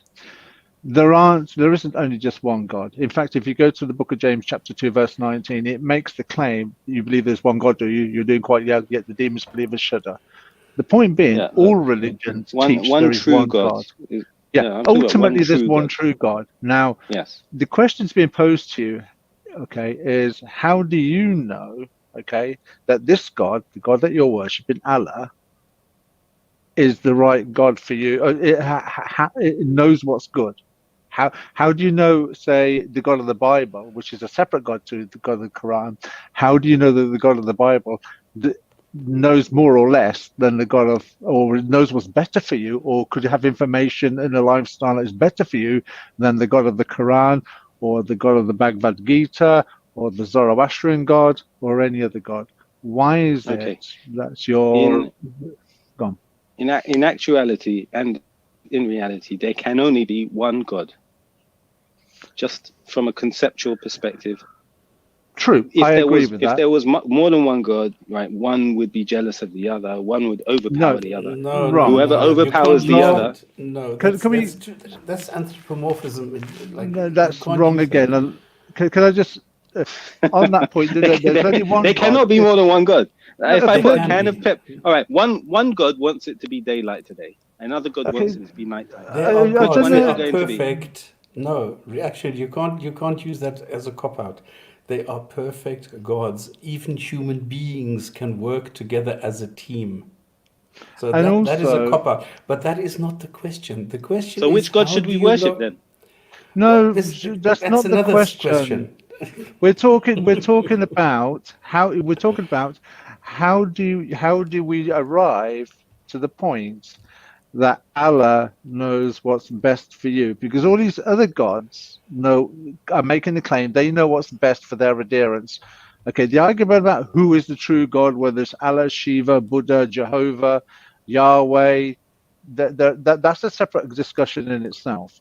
But between all of them, okay, one of them is the true God, and one of them knows what's best for you. We're not talking about who's the true God. We're talking about how do you differentiate what's best for you from all these gods. Because it seems to me you're just brought up as a Muslim and you're going along as best as you can, but it's almost like a default. I think we're not getting an answer. I don't think we're getting an answer. I'm finding it difficult to understand how you're not understanding my point. It's quite simple. I'm an ex-Muslim. I'm an ex-Muslim. I'm 52 years old. I know what you're saying. Thunder, I'm aware. We've spoke before, right? I know a bit about your background, so... all right, I think at this stage, I'm not sure that we're going to get further with this. I think we need to at least get to the end of this video. Then we can carry on this, because we're only going to go to about 27 minutes. There's only about 7 minutes left here. But at this stage, for me anyway, I haven't heard. To me, I don't think the question is poorly phrased, unless you're taking the position that, as reactionary might be doing, which is I automatically accept that he's perfect, i.e. all good, in that case I can see how the question doesn't make sense. However, if you are making the claim as Hijab is, that he's the instantiator of objective moral values, i.e. whatever he says is good, and you're trying to persuade somebody who does not already believe this, then you need to provide an argument. And what Hijab has done so far is entirely circular. I think even, hopefully you would admit that, whether you think the question itself is phrased properly or not, I think the response is entirely a circular one. And maybe Hijab is thinking like you, right? He's thinking, but hang on a moment, God is automatically good. I don't have to justify it. Well, yes, you do to somebody who doesn't believe, and especially if you are making a claim to somebody who doesn't believe. If you're preaching to the choir, then obviously not, but somebody who doesn't believe that, and I don't believe that even if your God existed, that is in fact all good. I think it's more likely that he's Shaitan pretending to be a God, and he's pulling the wool over your eyes. That's my view. He described the question as paradoxical. Yeah, which is, it's clearly not to anybody else, right? The only way you could take it as paradoxical is if you already, if you like, begging the question. So if he's begging the question, which is he's assuming that God is all good, and then telling the atheist that God is all good, then it's fine. But of course, for everybody else, that's begging the question. So that's not an intellectually, substantial point that he's making there. Okay, but let's carry on anyway. If I said to you, It's an old £5 note, but it's yours if you can answer the question. no, it's a paradox. You can never answer a paradox. A paradox is unanswerable by its nature. All right, so when you ask the source of his moral authority, he goes, you can never know, it's a paradox. A paradoxical so don't pretend you have a reason Sir. for it. Okay, so there's the key point, right? He said the source of your moral authority. So if you're going to say the source is God, but then you're going to go, well, okay, by what standard is God the source? And you're going to say because he's God, that's entirely circular. And that's the point there, right? If you said, okay, because God appeals to the state of nature out there, nobody really wants to do that, because then the source is outside of God, and then we can bypass that, and it's possible that we could come to know that source without God. So he doesn't want to go down that route, so he wants to say that God is the source. But when he's asking, how do you know it's the source, his simple answer is because he tells me he's the source, or because he is. And that's entirely uninteresting and uninformative. By the way, if one of the Muslims in the chat has an answer to the question, please do go ahead and give us the answer. I mean, it's not that you just have to make snarky remarks, or you can sort of declare intellectual bankruptcy. No, if you have the answer, please let us know. I'm sort of keeping an eye on this to see if any one of you is coming up with an answer. So please do. Excuse me, sir. You know what, and I know. Either you know you're deceiving the public, or you're ignorant. Oh and I yeah, have to deceiving tell the public by asking a simple question which I haven't an answer for. Basically, 10 times of if a answer. liar says to you, I'm telling the truth, do you believe him? Okay, so he's got this wrong, right? I want to bring this up just so that we get it out here. Liar paradox, right? And the reason he gets this wrong is because, in my view, his brain is fried at the moment, right? Yes. Yeah, he's totally blocked. He really doesn't know what's going on at this moment in time, right? And the correct way to frame the guy never let Hijab answer the question once, right? Each time but I can understand why though, because Hijab, he goes through this long preamble and starts preparing an argument for the camera, and by the time he starts on the actual answer, the guy has got fed up and he jumps in saying something. But that's all I just wanted to say. Hijab hasn't had a chance to answer the question completely. You asked him, but he didn't actually answer it. He didn't get to answer it. He gave him time to answer it, but Hijab never answered it. He always says, "Well, before I answer, I'm gonna," and then he goes off on a tangent. Yes. He never went there. He never went to answer the question. He didn't even try. I agree with that. All right, just so we know, right? The liar's paradox, and here's the Stanford Encyclopedia, which is, I think, normally a good reference. I'll post it in the main chat there. There's the paradox itself. And the correct way to phrase this is the first sentence in this essay is a lie. So if a liar says to you, this sentence is a lie, that's a paradox, right? That's the correct way to phrase it. But if we go back just a few seconds here, notice what happens here. And this will be crucial, right? Because Hijab is going to bet money on it and not hand the money over. And this will be dishonest. And we'll clearly explain why. Either you know you're deceiving the public, or you're ignorant. Oh yeah, I'm deceiving the public by asking a simple question which I haven't an answer for. Basically, 10 times of answer. if a liar says to you, I'm telling the truth, do you believe him? Yes or no? Yeah, I can look for yes or no? evidence. Yes or no? Yes or no? Yes Yes or or no no? I've said it 4 times. Yes or no? Yes or no? Yes or no? Yes or no? It's only yes or Please, no I'll give you question. £10. No, I'll give you £10. There you go. So, so this is just belligerent, right? So this is just steamrolling to try and save face here. But not only is he not going to give him £10, he's going to take out a £5, which he won't give over. Remember what the liar's paradox is. I want everybody not to forget it, right? The liar's paradox is this sentence is a lie. If you utter that to somebody and you say to them, hey, if a liar said to you, this sentence is a lie, do you believe it? The correct response is, well, that's a paradox. I can't answer that. That's the correct phrasing, and that would be the correct response. But let's see how this plays out. Just explain why, so that everybody really understands it. So, because remember, we have Benny in the chat, just to explain it to him too. Big up, Benny. Sorry, what's that, Slops? I missed you there. Do you want to explain why it's a paradox? Why the liar's paradox is a paradox? Yes. What makes it paradoxical?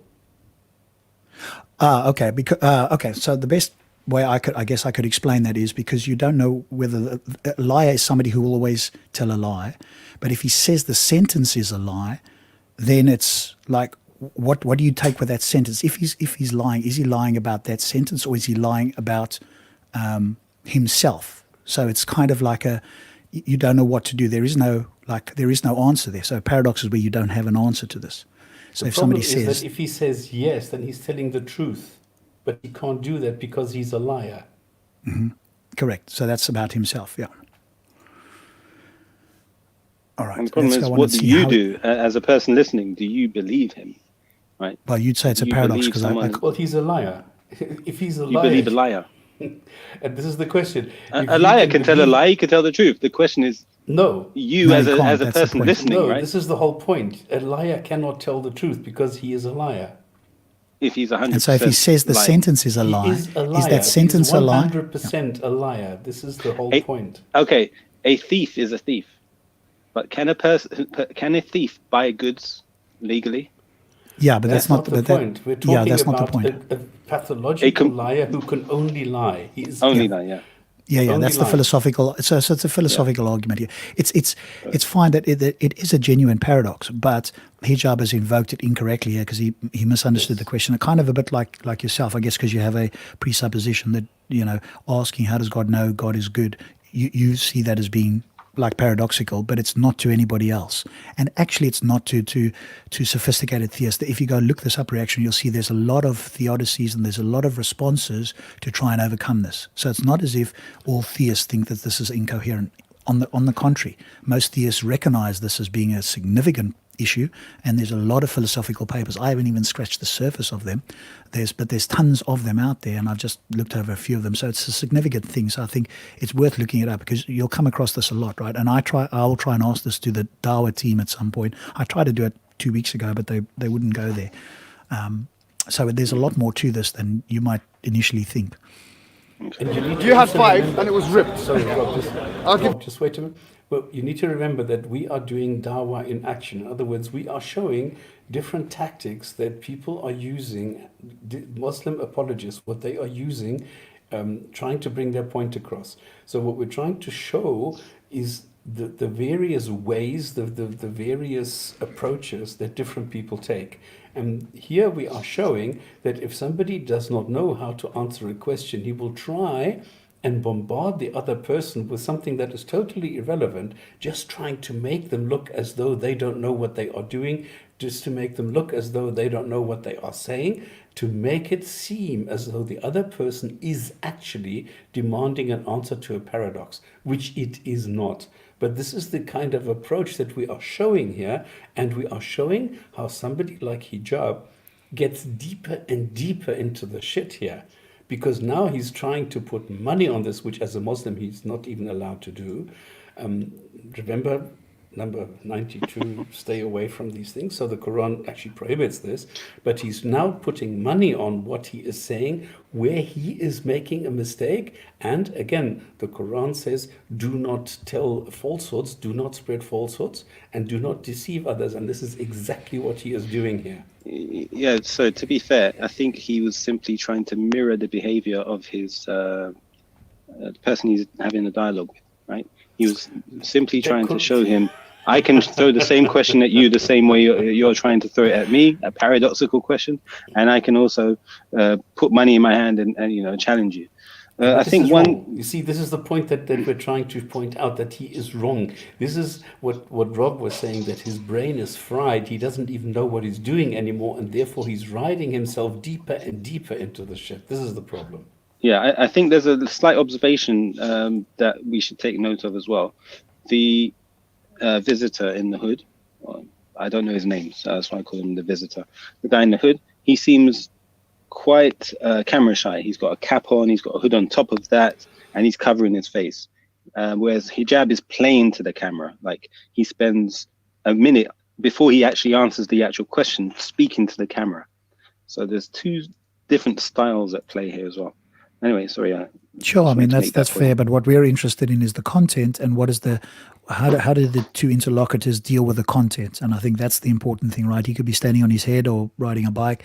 I mean, yeah, we can point that out, or maybe he's a little bit all over the show in the sense. Yeah, of I made that point because it has affected their discussion, right? It's prevented Hijab from actually giving a complete answer because he's taking so much time. The person gets I don't fed think up and he's then got a interrupts. complete answer, actually, and so I think that's why there's been a lot of rambling here. If he had said, you know what, I don't know, I'm going to have to go and look that out. You know what, the way you phrased that question, I'm just not sure. Thank you for that. I'm going to go away and find that out. But as you probably know, and you've been around, and you're even critical of other Muslims, right? Certainly people like Hijab, they have an ego, they have a persona that needs to be stroked and kept up in front of the camera. So the sign of weakness of saying, hey, I don't know, which is in fact a sign of intellectual honesty and strength, because when none of us are walking encyclopedias, that is not open to him, or at least he thinks it's not open to him. And so he will say something to make it sound like he's having a response. I mean, we could do the hour and 27 minutes with Skydive Phil. If you want to see what a true schooling is, i.e. somebody teaching somebody else who's clueless about a topic, that video would do the trick for you. And there's nothing in there that is controversial about what Skydive Phil says. And so that, that's the whole point of here. If you're intellectually humble, then you'll go, okay, do you know what, I don't know. But even in that video, Hijab tried to respond, and this is his tactic, right? I'll try to respond even if I'm clueless or I don't know what I'm talking about. I'll respond in some way so that I can look good to the people who are not discerning of what's actually going on. And I think, if somebody said, I don't know, I'm cool with that. I'm not going to press somebody who says, I don't know. That's fine. I'll give you the new one. No, I'll do it. Remember, he did say 10, right? But he's got 5. I'll give you. Tell me. Because the brain is if you fried. answer the question he's with your forgotten about that. muddy hand, I'm going to ask you now. If a liar says, this is to expose his paradox. If a liar says, I'm telling the truth, do you believe him, yes or no? Okay. If a liar says, I'm telling the truth, do you believe him, yes or no? The straightforward answer is no. Right? He's a liar. Why? Why is that's an easy answer. That's not the paradox. Remember, the paradox is this sentence is a lie, not I'm telling the truth. He's got it wrong. And as we pointed out in the comments that Stops brought up, even a Muslim recognized this, and of course a couple of other people in the comments in this video, which again is not loading here for some odd reason. What you can do is you refresh. You remember where you are in the position, what time stamp you've got. 21:11. You refresh and then you go back to where you are. Then this normally loads. Yeah. Yes or no? So 21:11 it was. So we were at 21:11. Okay, now go down and you will see that There we go. Yeah. So there's all kinds of comments here. The atheist is ignorant, etc., etc. But there was a comment here where Hijab should have dumbed it down. His argument for the atheist. He didn't have an argument, dude. The fact that you think he had to dumb something down just tells me that you had no clue what was going on here. Amazing. But if we go down there, I actually made a comment here as well. But further down here, there was a guy that actually said it. Dear brother Hijab, you might not see it clearly on screen there. You probably realize by now that you mistakenly reversed the liar paradox, therefore removing its paradoxical nature. I'm just mentioning it in case you haven't noticed it. So even this brother here, who's an honest guy, recognized that Hijab had got it wrong. So he asked, is this sentence, am I telling the truth? So obviously a liar doesn't tell the truth. So the answer is no, it's not a paradox, and the money should be given. So let's see what happens. Don't touch my money. No. Give me the money. You don't believe him? No. Give me the money. That is the correct answer, right? So the Hijab asked, do you believe him? He said no, which is entirely the correct answer. Hijab reversed the paradox, got it entirely wrong because the brain was fried at this stage. He offered the money, and now he's not giving it, right? I mean, I don't know about you, reactionary, but to me, if somebody does this, that's not an honest thing to do. Give me the money. What a liar. Do you agree with the assessment, at least, of what happened, in the sense that he got the paradox wrong? He offered money if he could answer the question. Because he phrased it incorrectly, the guy was able to answer the question trivially easily because it wasn't the paradox, and so he should have passed over the money. But because he's not following this at all now, he now wants to hold on to the money, right? And of course, this guy gets a bit upset now, and I think possibly rightly so. He's like, £10 if you don't answer the question. He then pulls out your £5. answer was I wrong, answer sir. the question, Let me explain and he to- won't give it to me. let me explain to you Okay, does a liar, would you believe a liar? I wouldn't believe a liar, Okay. especially one that's like, No, I'll give you money if no. you answer my question. I know you're shaking. Would I I know believe you're you? shaking. I know No, you're you're a shaking. liar. Okay. Somebody saying something? That's funny. Yeah, this it is gets so a little funny bit. how he's using the paradox against hijab. Yeah, exactly. It gets a little bit heated here because I think he's rightly perturbed that he did answer the question and hijab won't give the money. So again, this goes towards hijab's intellectual dishonesty, in my view, at least in this scenario. Okay, no, I said no, give me the money. Calm down, sir. All right, Now, should we trust No, liars? calm down, sir. Calm down, sir. Calm down, sir. Calm down, sir. Why don't I have? Did I answer the question? You're acting weird, Did I sir. answer the question? You're acting- Did I answer the question? Did I answer the question? Notice that nobody else wants to answer him as to whether he answered the question right. They're either too scared or, more likely, they don't even know what's going on here. That's probably the more likely one. They weren't following. There were some words being exchanged here. It's like if two theoretical physicists were talking about advanced, nuclear fission or something. I'd be listening, but I know that they'd be saying things to each other, but I wouldn't be able to. I wouldn't go interject and say. And one of them turned to me and said, "Hey, did that guy give me the correct phrase?" I'm like, "No clue, dude."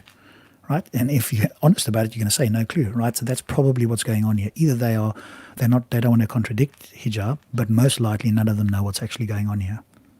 Question.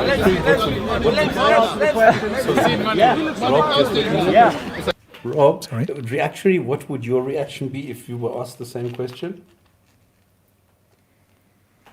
What, the liar's paradox? No, did he answer?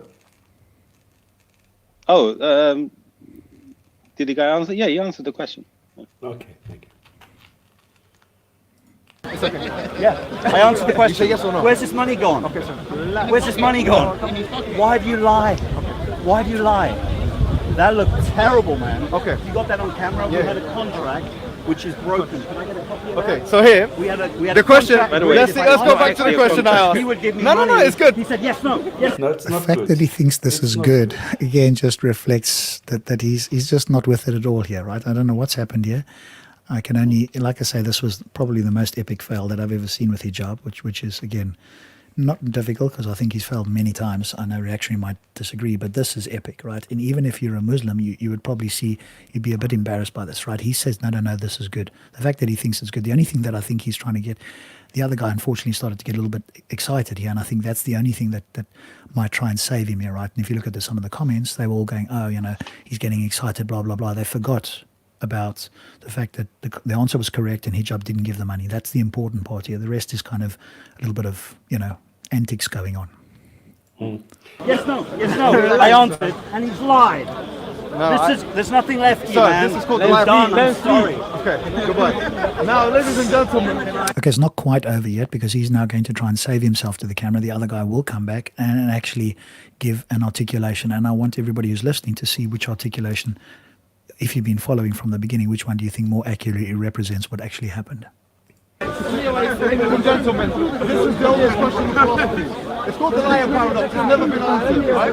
And no one has an answer for it. Well, I tell you what, you can Excuse me, you can leave. You can leave, sir. You're acting weird. Let me explain what happened here, ladies and gentlemen. It's still rolling. I'm discussing. What's that? He can't explain what happened. He still He's doesn't gonna turn around. understand. Well, he's going to turn around and attempt to try, right? And we can But he pause doesn't it. understand what just happened. He still does not understand. He's still under the impression that he has successfully avoided answering the question that the guy in the hoodie asked him, that he successfully avoided it. And then when he turned it around and tried to make the other guy look bad, he managed to do so. So he's failed twice and he still doesn't understand it. Ladies, what happened here today? He asked me the question: if God knows, does God know that? Does God know that what God knows is best? Yeah. No, what he actually asked is, how does God know what God knows is best? and you can see that, you know, he's not able to remember He now. doesn't He's understand, completely, completely brain fried at this stage, right? So now we're just going to get sort of a rambling response in an attempt to save face. Said to him, your question in and of itself is intrinsically circular. So he didn't understand what I meant. So I gave him a genuine paradoxical example of another question that has no meaning. So I said, No. The question he asked you has entire meaning. He's trying to establish from you, how do you determine that what God knows is, or how does God determine that what he knows is good? And if you simply say, because he knows all things, that doesn't mean it. You could have a malevolent God, i.e. you could have an evil God that knows all things, that is saying things to you or telling you to do things that are evil. How do you establish a difference between an utterance from this God that makes a command? How do you know that it's not an evil thing? If you don't have access to God's nature, or you're going to appeal to faith, well, then you don't know. Then you've got absolutely no basis to make that claim other than it's complete faith-based. But if you are going to appeal or make an argument, then you have to overcome the argument which says, but Satan could be acting as God telling you that. If you can overcome that statement, now you've got something substantial. I've never heard an argument, certainly from a Muslim at least, I've never heard an argument that has remotely overcome that objection. And I don't think he's going to do it now either. In fact, I know he's not. if a compulsive liar says I'm telling the truth, do you believe in him? Now, No, and that's not a paradox. So it's very straightforward. No, you don't believe in him. No paradox, not a problem, right? Had he said, if a compulsive liar says to you, this sentence is a lie, that would have been the paradox. He just got to you can Google this, ladies and gentlemen. This is called the liar paradox. It literally does not have an answer, because why? If you say yes, you believe in him, but he's a liar, how can you believe in a liar? If he says I am telling the truth and it's a true statement, then wait a minute, he's not a liar then, is he? No. He really doesn't get it. You wouldn't trust what he's saying. That's the point, right? So he's like totally confused. He knows that there's something called the liar's paradox. He's just completely confused about how to deliver it correctly. And of course, because of that, the other guy did answer the question correctly, and he didn't want to give the £5. Okay, so whether you say yes or no, what? You lose. Do you understand? Yes, that would be the case in the correct formulation. In the way you formulate it, no. When you ask the question, would you trust him? The answer is no, that is correct. That answer is correct in the way you incorrectly formulated the quote paradox. This is the meaning of a paradox, and the liar paradox is one of the most ancient philosophical questions, or that basically deals with this situation. When you hear people like this frantic man, this discombobulated man, this disheveled man, this man. Okay, so now we're getting to ad hominems, and this is grandstanding again. Presumably, the Quran takes a poor view of this, or maybe it doesn't. Depends on whose standard you're going to follow. Yes, the Quran says very distinctively, do not call others by mean names, do not backbite, do not do this, do not do that. So that God is 16:125, isn't it? Stops. No, that's 16:1. No, okay. It's different. No. That 16:25. Never mind. We've gone past that long ago. Yeah, but I mean, to be fair, still again, I applicable. think he's referring to the arguments put forth by the man. So when he said Yeah, but it's in Quran 49:11. It very clearly says, "Do not insult one another and do not call each other by offensive nicknames." Look, I was about to try and defend him, but he used the word disheveled. I can't say that's referring to his arguments. Exactly. Man that was shaking, and he's literally shaking and trying to act in an arrogant way, but now he's been put in his place by me. Calm down. Exactly. How has he done that? I'm still waiting for that part. Opposite. Exactly. Yeah. And this is where he's delusional at this stage. Hijab, you've been exposed. I actually wonder, I wonder whether if we went through this with Hijab, whether he would recognize the grievous errors he's been throughout, this discussion, or whether he would still try and, what's the word, I double think down. you're making it bigger than it is, Rob. To be honest, No. I'll tell you why. Actually, All right, come on. All right. So This is really bad. he recognized that there was a problem with the question, just as I did. There was a problem with the question, right? There was a paradox, and for you to answer his question, you have to find a way to make God not God, right? Which removes the assumption of there being a God in the first place. So it cannot work. He recognized that, and then he. No. Mm-hmm. No, no, no. We Yes. said we grant you that there is a God, Exactly. an all-knowing God. The only thing that we would like to know is if there's the claim out there that this is a good, a benevolent, a benign God. Why is it that this God would know so? Why is it that he would know? He knows. He knows. Exactly. That's the whole point. Okay, but Yeah, how? but that's How circular. does- That's this the is, point, right? This is the It's point. not- You can't just say, That I'm is the defining point. it as... Yeah, but you can't. This That's is the whole that's question. consistent All right. with him being God, right? Okay, By but by actually, saying this is that there what might you're be doing. another God, or he's there might be a more righteous God, and he's trying to pull the wool over your eyes. But you're- then you're that would declaring negate the fact of him bankruptcy. being God. Yeah, but you're saying there's no answer. We don't know. We just have to accept it. We have to use blind faith to accept the claim that this is the case. That's all you're doing. So Not there blind is faith. no answer. No, not quite. The question was based on an assumption, right? And that assumption is, regardless of your reasons, we believe there's a God, and so on. Exactly. But what I was trying to say, though, however, is Hijab recognized the argument being put forth. He was explaining why it didn't make No, sense. he doesn't know. He didn't recognize it. This is the problem. He never understood the question. Okay, but stop. Rakshrin doesn't agree, and he thinks that he did recognize it. So I mean, and we've tried to explain it, but he's holding to his position. So let him finish, and then we'll go from there. Okay. And then he tried to put his own sort of argument back to his interlocutor, to try and show him, I can argue the same way you're arguing, but with a different example. I can also put money in your face the way you just put money in my face. I could do the exact same thing, but with a different example. And the example he tried to use was the liar paradox. So he's aware of the liar paradox. He just didn't put it out absolutely correctly, as people in the comments pointed out. And then his interlocutor got very upset. He got and then walked away. Like, do you think he overreacted, and do you agree right. that he got it wrong, Rakshrin, and he should have paid the money because the interlocutor did answer the question correctly because Hijab got it wrong? Okay, so first of all, the Hijab didn't take the money from his interlocutor in the first place. And I think him just presenting the money was for show. It was just to make a point. He had no intention of actually giving them the money. And that was his whole point of using the liar's paradox, was to demonstrate to him. It wasn't for an actual bet, right? It wasn't so when he to said, say, I'll give you 10... I'm committed to give you this. Yeah. Yeah, so when he said, I'll give you... When he said, I'll give you £10, and he took out £5 and then wouldn't give it when he posed the question and it was correctly answered, you think he wasn't actually serious about giving the money? Correct, yeah. And I think that the person who walked away understood that, and he used it as a get out to just, let me ask you something. Upset and walk away. You feel like that we have to grant that God is all good. Let me ask you this. Let me ask the question the other way around. See if you can think about this. How could you establish for yourself that in fact it's not an evil entity that is pretending to be called God and is sending you this book? How do you establish that is not the case? Yeah, because of all the good and mercy that we experience in our lives. The fact that you are nurtured by your mother, you're fed. If it was an evil God, that's a generic. He would be taxing you to breathe air, right? But every religion can say. Every religion will say that. You're saying generic things that are in common with every religion. You're not isolating Allah.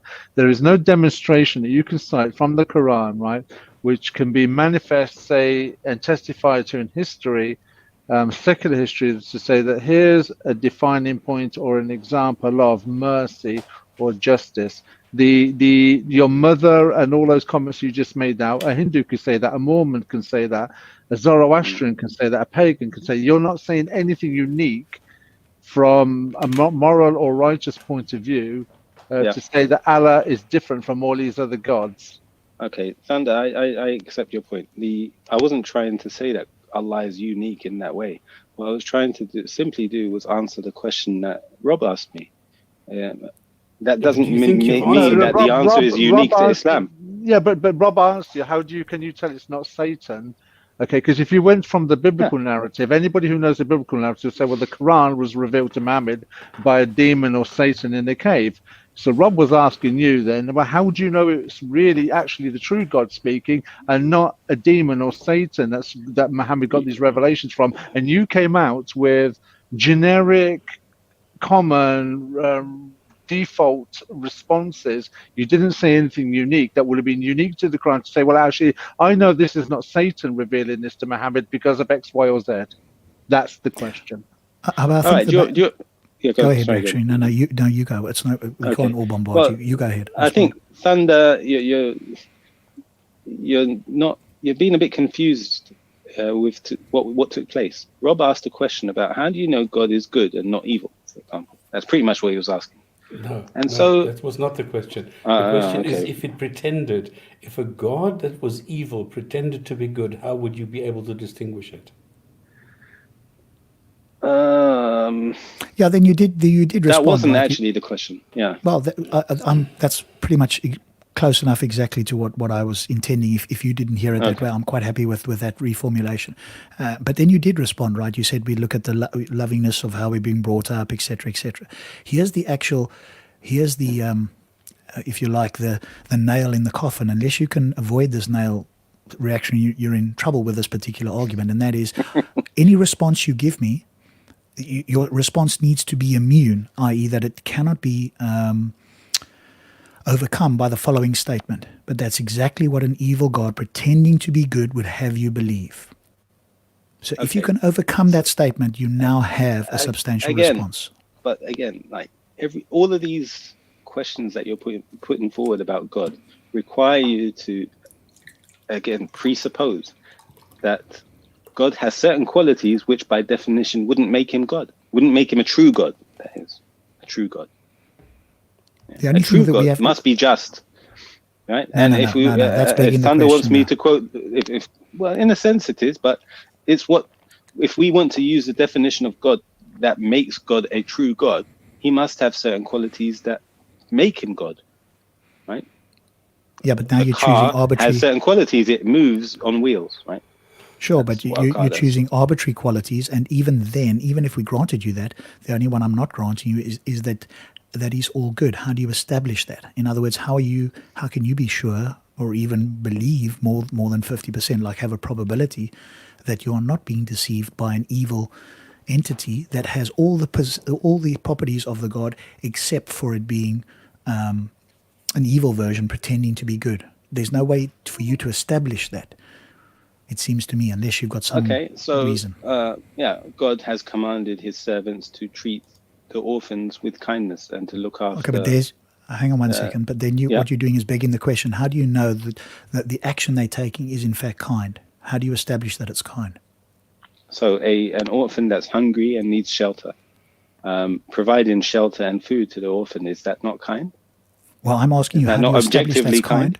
No, okay, well, how do you establish? That's the whole point of the question. How do you establish that's kind as opposed to kicking the orphan in the face and throwing it in the river? How do you establish that one is kind and one is not? Yeah, even if we were to take things back to Freudian perspectives, we could see that something causes pain and something causes pleasure, right?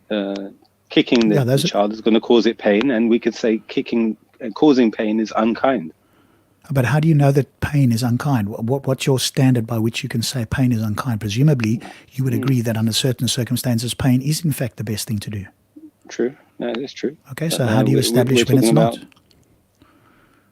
When the cruelty is beyond, right? So you can establish it, I believe, from looking at when you cause pain, and that causing of pain is a good act.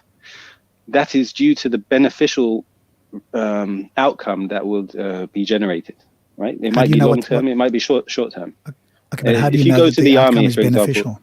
In the army, they might beast you with press ups and running around, but that's beneficial for you. You get stronger and you get healthier. What about the person who dies in the army from that? For you. Is it beneficial for the person who has a weak heart and dies in the army? That would come down to something else. That would be classed in law anyway. You'd have the. Go back to basics. Why would a God create orphans?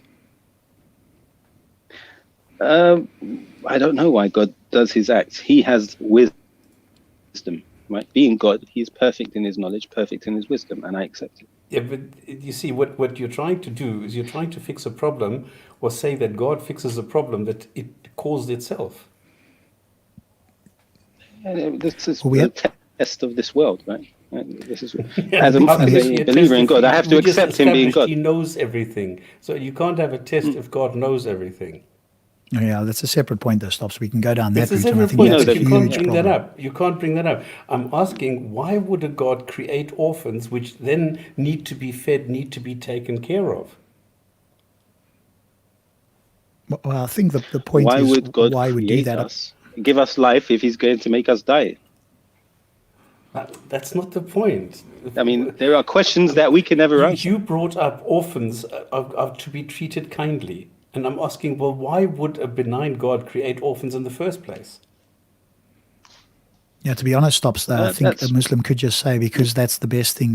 Allah has a plan, right? They can answer it in a way that wouldn't be sufficient for us, but would be sufficient for them. So that question, I think yeah. they can answer and just say, But God's all it's not merciful a and He's done it kind for some God that does test. that. Yeah, but then, Rob, this is no longer a kind, benign God that does that.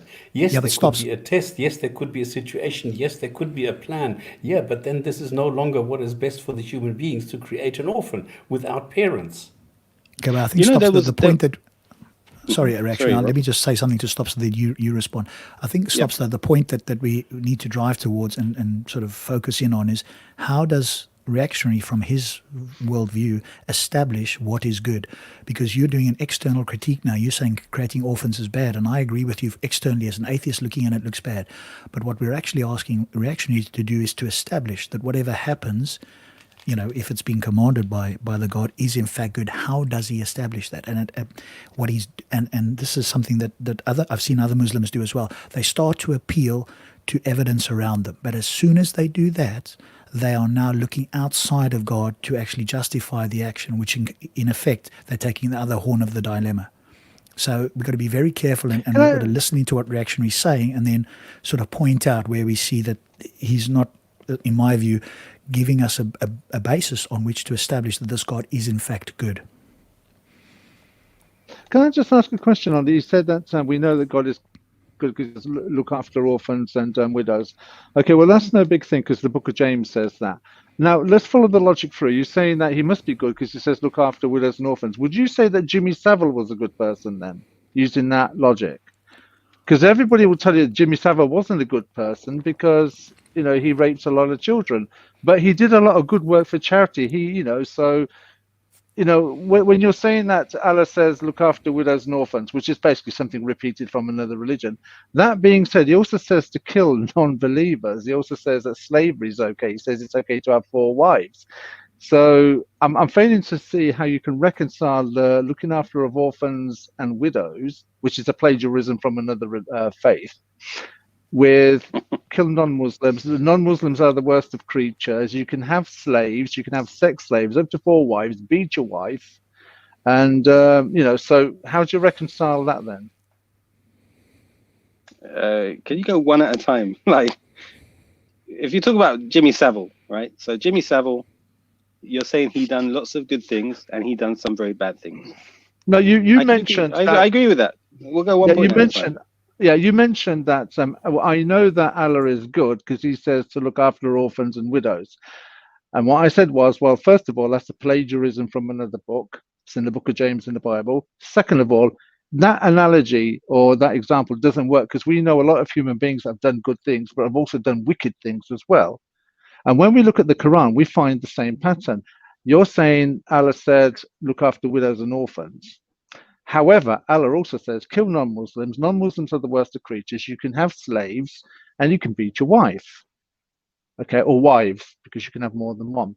So I fail to discern how you can reconcile how Islam is good because of look after orphan widows, which was written 700 years earlier anyway.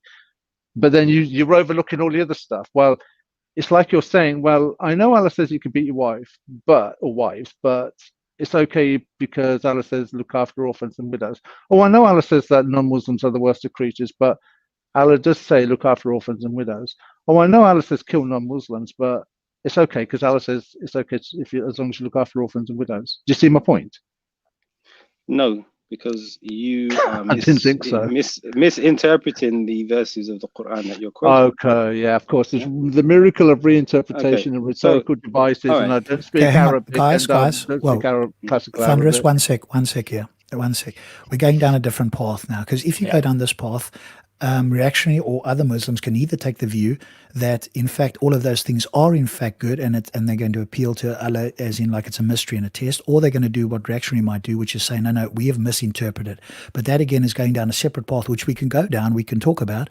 But at the moment we're talking about how does he establish that this God is in fact good, and that's the question that is still unanswered. So and if we do the critique that you're going down, which is a critique we can definitely do, then as I say, he can go whichever route and we can go that route. But I think that's a very different point to whether he can establish that this is in fact a good God, because reaction, I think you might at least accept that from our point of view, when we look at like Islam, not you particularly, but Islam, I would take the view that in fact it's not an all good God. It's in fact an evil God pretending to be good on certain occasions to pull the wool over your eyes. In other words, do a few of these good things or a few of these things that you internally believe is good, but then do some of these other things to test whether you'll do them. And if you're going to accept that it all comes from God, then you've got a problem, because you can't establish when it's good or when it's bad.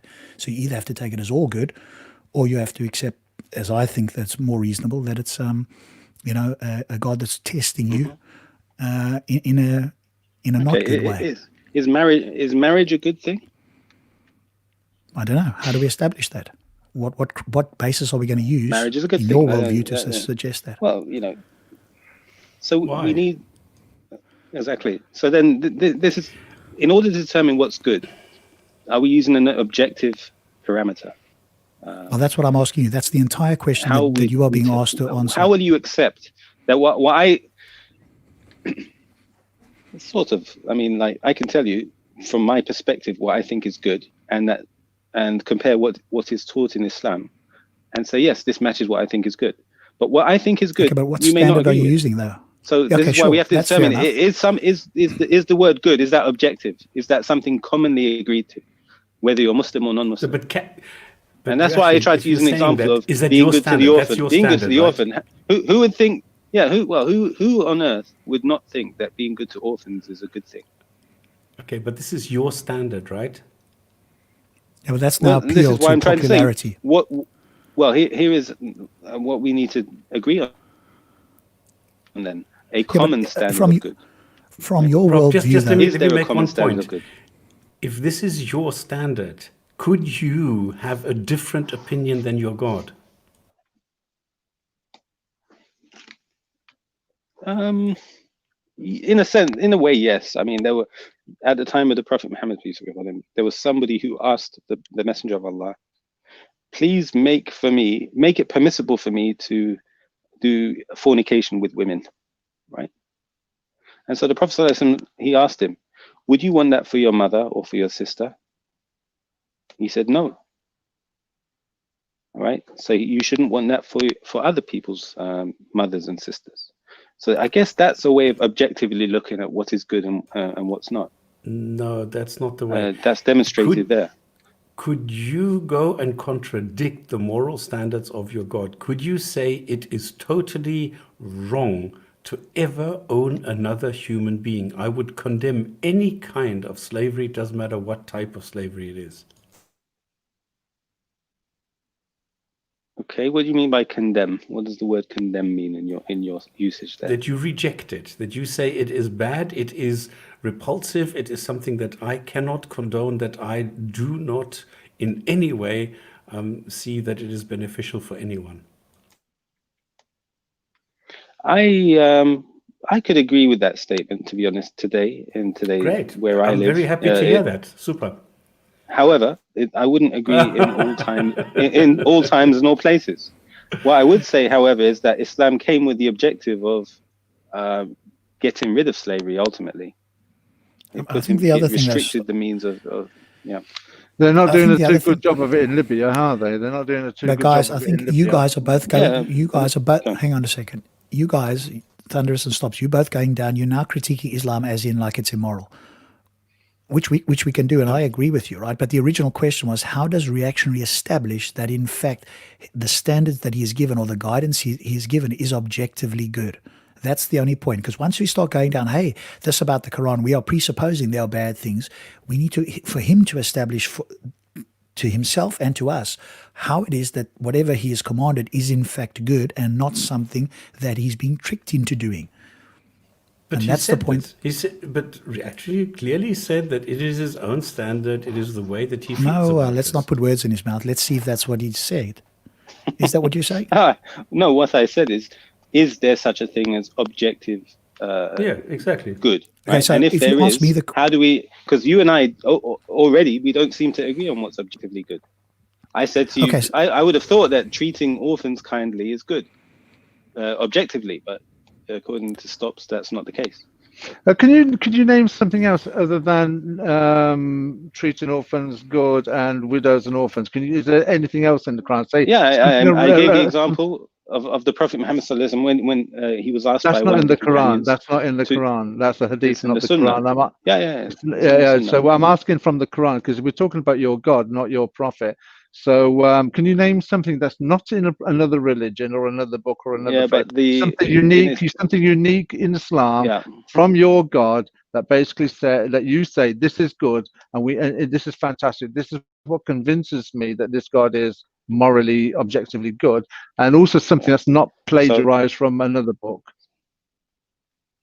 But the Sunnah is also revelation from God. That's what I agree with. Well, no, I take your point on that one. I'm not going to argue, which goes back to my earlier point I was trying to make about if God is perfect in his choices, then Muhammad and his character, so on and so forth, will represent Allah. I get that, and I raised that point earlier on. So, but we're also talking about in a day and age now where many Muslims are actually Quranists because of the contents in the Sunnah. Yeah, well, look, and I'm just taking a note. I'm not trying to avoid anything, but I know that we're going off the topic of the video. So I don't want to divert the conversation, Rob, if that's not what you want. So. We just wanted to establish, how does one do that? Because Hijab clearly is unable to do so. He was asked, okay, let me just ask you, do you think that the guy with the hoodie, that the question that he asked 8 or 9 times or whatever, that this was a valid question? No, the question was, as Hijab stated, a paradox. And he tried to demonstrate that by demonstrating the liar's paradox. So why does everybody else think it was the guy in the hood who initially... question? I don't know who thinks it's a valid question. I don't understand how it can be. But it's not. And I can demonstrate to you why it's not. Okay, can you demonstrate to demonstrate how it's not would require us going down that path of discussion about what's objectively good anyway. So, and how do you know God is not pulling the wool over your eyes? Correct. That's the question that's being asked of you. Yeah. How can you establish that for us, or for yourself in that matter? I tried to give you 2 examples. Can we agree on something being objectively good? Can we agree on anything in life? I don't know. I'm open-minded. Reactionary. I'm open-minded that it's possible to have something that's objectively good. So that's one thing. But the other is, how do we establish that something's good? Because you might be able to. I'm not saying you can't or you can, but you might be able to establish that something is objectively the case. How do you then establish that it is in fact good or bad? What is it that you appeal to go, I'm looking at this, or I'm using this yardstick to tell me that this is right and wrong, objectively or subjectively? Those 2 words we can put aside at the moment. All we want to know is whether it's good or bad. I'm going to grant you that it could be objective. Now you need to establish that it's not in fact objectively bad. How do you do that? What do you appeal to tell you that it is good or it is bad? Look, summarize the question in a simple way for me. I didn't catch all of that. Yeah. Okay, it's open. The objective part is I'm open-minded about it. But when you say, hey, treat orphans, feed them and take them in, what are you appealing to suggest that is a good thing? What do you appeal to say that? All right. I think one of the key criteria is wanting for others what you want for yourself. So empathy, I think, is one of the key criteria. Understanding, putting yourself in the shoes of the other person. And that was why I mentioned the hadith earlier about the man who asked the Prophet ﷺ to make it permissible for him to sleep with other women who were not his wife, or wives. And the Prophet ﷺ responded to him, well, would you like that for yourself or for your own women? Right. Cool, So I by asking understand. that simple question, you're able to determine if something's good or not. Would you want it for yourself or not? Okay, so that's one thing you're appealing to is the golden rule. You agree that we can Yeah. appeal to that without God. We don't require God at all to appeal to the golden rule, correct? I don't know, because this discussion with tonight on this panel, it doesn't seem to be agreed upon. No, but I'm asking you, right? Because you've brought up the golden rule, which I think is a criteria that we can bring into the equation for sure. But all I'm asking in that particular point that you've brought up, it's got nothing to do with the God. Somebody who's a non-God believer, Hindu, a Christian, can also appeal to the golden rule, and it doesn't require a God to do that. Just on this particular point. I think I wouldn't need to believe in God to follow or observe the golden rule. Okay. The golden rule, however, may have been put in, or I believe the golden rule was established in us by God.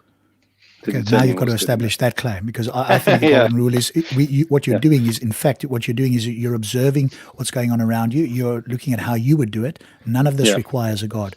So now if you're going to say, well, actually, you're going to sneak in the back door, but hey, God gave us this. Now you need to establish that's the case. Because what I'm really looking from you, in order to answer the question, you have to appeal to something that the rest of us don't have access to, i.e. your particular God. Otherwise, we can also invoke that, and you're no closer to showing us that this comes from a God. All you're showing us that we can appeal to using our reason, our empathy, etc., right, which we can do without a God. Okay.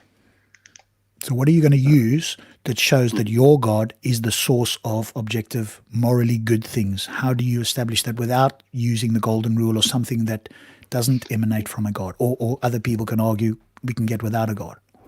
Well, that's the whole point of a believer in God, believes that everything comes from God. They cannot therefore can you say see that the the problem golden from rule. the outside? You'll be saying it's a circular argument, but that's the whole point of believing in God, right? Once you believe in God, everything comes from God. Yeah, but all you're doing is circular reasoning and appealing to blind faith. That's all you are demonstrating at the moment. Not quite. I wouldn't say it's blind faith, because we have reasons for believing in God. That's the difference. Blind faith is I believe in my God, whatever it is, and I don't know why. That's blind faith. Yeah, but actually, there's a separate question as to believing in God and believing that your God is objectively good. I'm only interested, I'm granting you that there's some powerful entity that we're giving the label God. What I and the hooded atheist and the rest of us want to know is, how do we establish that it is in fact an all good or perfect God, as opposed to one that is malevolent and is doing some good things to hoodwink you, but it has an evil agenda and you are unaware of it? How do you establish that that is not the case? To me, that's also a paradoxical question, right? For him to be the true God, he must be good. Okay, but that's what he wants you to believe, right? An evil God, an evil entity pretending to be God can trick you into believing that and say, hey, I am God. How do you establish whether it is or not? How do you, if you think about this, how could you establish for yourself, I've got the correct God? That's why I then said, Sorry, Rob, I didn't mean to cut you off. No, go ahead. I think there's a slight lag. You go ahead. Yeah, so I think what I was trying to say is, all right, so we can look at what he commands us to do, right? If those things he's commanding us are objectively good, then we can determine ultimately that he is good. Right? Yeah, but so that's why I said, who would consider treating orphans kindly is not good. Looking after the elderly. Yeah, but you're sneaking in. Not raising your voice to your parents. What you're doing there, reaction, is you're sneaking in the premise, which is actually your conclusion, and that's circular. You're saying, hey, who wouldn't agree that this is kind? I'm wanting to establish how you know it's kind, but you're already presupposing that certain actions are kind. I want to know how you establish they're kind. First, you appeal to the golden rule, which I think you agree doesn't require a God. So in order for your God to be the source of this, you have to appeal to it in some way, to say, hey, this God lets me know this is good and this is bad, and here's how I know that that's the case. How do you do that? I tell you what, I don't think what would be good is look, to have a chat to other people yeah. about this. I'd love to come on Monday because I think some of the guys are going to be on if I can. Well, Hijab will be on, so I'm not sure that that's going to get much better. But ask other guys, right, and see how do they. Because I don't think they're going to agree that it's circular or it's problematic in the sense that you want to argue it to other people. If you already believe it, sure, you believe it. But if you want to convince somebody else, you need to answer how this can be the case without using circular arguments. Because I could say the same. Somebody else could say the same about their version of God. The Hindus could say, hey, well, I know everything's good from Hinduism because the Hindu gods tell me. You're not going to be convinced by that, presumably. Which is why I wouldn't say my argument was circular. No, but you sneak in the premise of that it's kind to do extra to. Can I ask a question on this? Yeah, that's not circular. Question. Can I ask? What differentiates your God from the obviously based on goodness? What differentiates your God from say Zeus or Jupiter? Because the Romans You're not and the talking Greeks about Jupiter from Hangouts, are you? Jupiter. Anyway, I tell you, or the God of the Bible, or the Zoroastrian God. Why is it that we should, based on goodness, why should we sort of like follow the law of your God in comparison to say any other God? What is it that your God is saying that is objectively good that we can't discern in any other faith pattern, or that's unique or original to Islam? You're saying, widows and orphans, and I reiterate that's one, godless people can come to that conclusion, and two, other religions have already made that statement. So it's not something new. I mean, I could turn around and say, well, I could argue with you, for instance, well, the Book of James says that 500 years earlier, so maybe you should follow the God of the Bible, but you're not going to do that. You're going to stick with Islam. So there must be a reason about something about this God of Islam and some good qualities that wants you to continue worshipping him as opposed to going off to any other God. That's a good question as well. Like, to be honest, what is it that makes Islam particularly right and not the others? It would be, if we're talking about what is good, and there is good, there is common good, there is objective good to some extent that we can look at using the golden rule. But ultimately, there is, if we were to ask what is the ultimate good and what is the ultimate evil or ultimate wrongdoing, the ultimate good from an Islamic perspective is something called Tawheed, that is singling out God alone in recognizing him as being God and worshipping him alone. Not quite. Well, it does, but it's contradicted in Christianity, right? And also the ultimate evil is... No. Thunder, let me Don't finish. take it too deep there. The question is, how do you know that this is good? You are making a claim that this is good. Why? How do you establish that this is good? This is the question. What is your yardstick? Where do you get this from? I think it's also related to the golden rule. But hang on, we're going back to this is all going towards the question, what does a person who is not a Muslim, what can they do that a Muslim can do, that, or the other way around, what can I not do that a Muslim can do that is beneficial? There's nothing there. So, but this is not the argument that we're looking for at the moment. I think at the moment we're trying to find out what it is that you are doing that is better in your God than any other God, any other being, anything, and how do you establish this? And this is why I said that the ultimate, like, there are lots of good things, right, that we do, and if we were to use the objective, common approach to determining what's good, we can use the golden rule.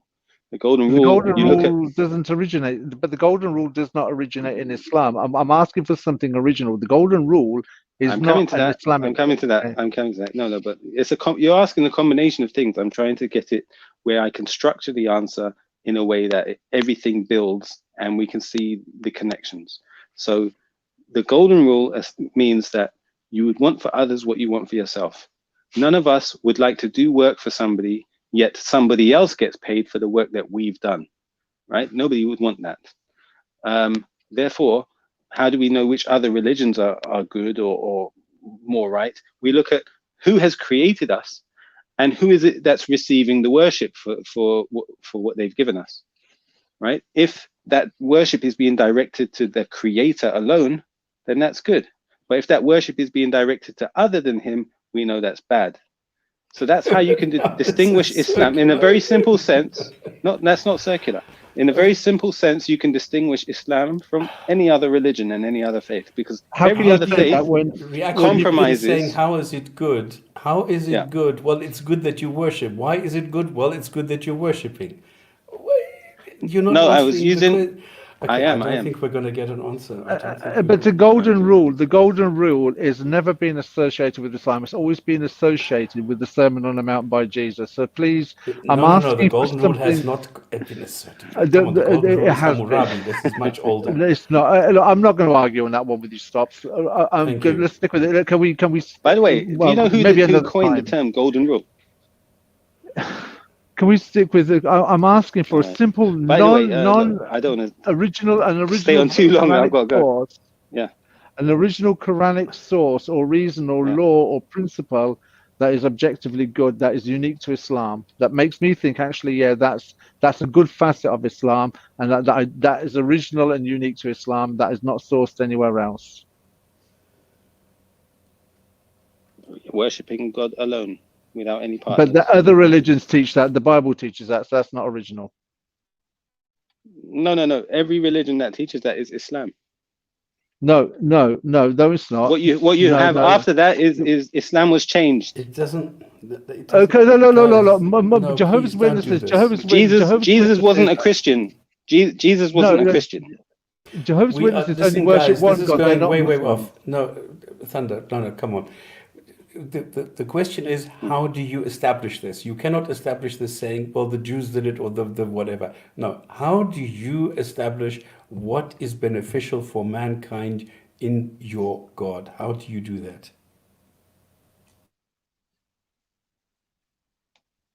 How do you determine what's beneficial for mankind? In fact, so that golden rule applies as well, because the Prophet, peace be upon him, said, Istafti qalbak, ask your heart, right? If you want to know if something's good or bad, ask your heart. So before you ask people, before you even research or look in the Quran and Sunnah, ask your heart, ask yourself, like, what do I think? But it's following your heart. Okay, let's leave it there. Thunder, let's leave it there, because now I don't think we should argue about this. I think the answer is there, and that is ask your heart, which means it's a personal thing that you establish this, and that's it. We're not going to get any further. We've already heard that the question that was asked is a paradox. There is no answer for it. Not quite. Sorry, not quite. No, sorry, stops. Let me just jump in there. Okay. It's not saying ask your heart because everybody has a different perception as to what's right and wrong. No, God has put something in each of our hearts that is common to recognize the truth from falsehood, right? And you don't. So if you ask your heart, you will see that. In a sense, everything's going to be circular because we believe everything comes from God, right? Okay. You're not going to accept that, obviously. I think we have to come to a point where we say, yeah, okay. But because I think we're not going to get any further answers to that. It's an interesting concept, okay, but that's the way that it is, I suppose. Rob, do you have any opinion on this? Oh, he's gone. No, I think we move on there. I think we've sort of gone off on different tangents and so on. And I do appreciate Reactionary coming in, and hopefully we'll have a conversation with other people as well. Reactionary, ask other people, right? If you feel like there's somebody that can give, either a different or an additional response to your own, I'd be happy to have them on or to chat to them as well. But I do appreciate you coming on. Thank you. Yeah. What about that buddy of yours? Did you ask him? And I appreciate your time. Yeah, he had difficulty. He's not very tech savvy, so he had difficulty signing on to the StreamYard with his user ID or whatever. So he said he'll try again next time. But thanks for having me on and allowing him to come as well. So appreciate it. And big up. And by the way, if you want anybody else to come and ask, thanks you, mate. Feel free. Been a pleasure speaking to you. I've enjoyed it. Okay, will do. Okay. Thanks, man. Yeah, big up. Cheers, guys. Thanks. Cheers. Okay, so this was a video where somebody asked a question which I think does have an answer or should have an answer. Maybe it doesn't, I don't know, but it should have an answer. But we didn't get one, at least not from Hijab, who then just pulled, I don't know, his usual clown stunt and declared victory, and that's it.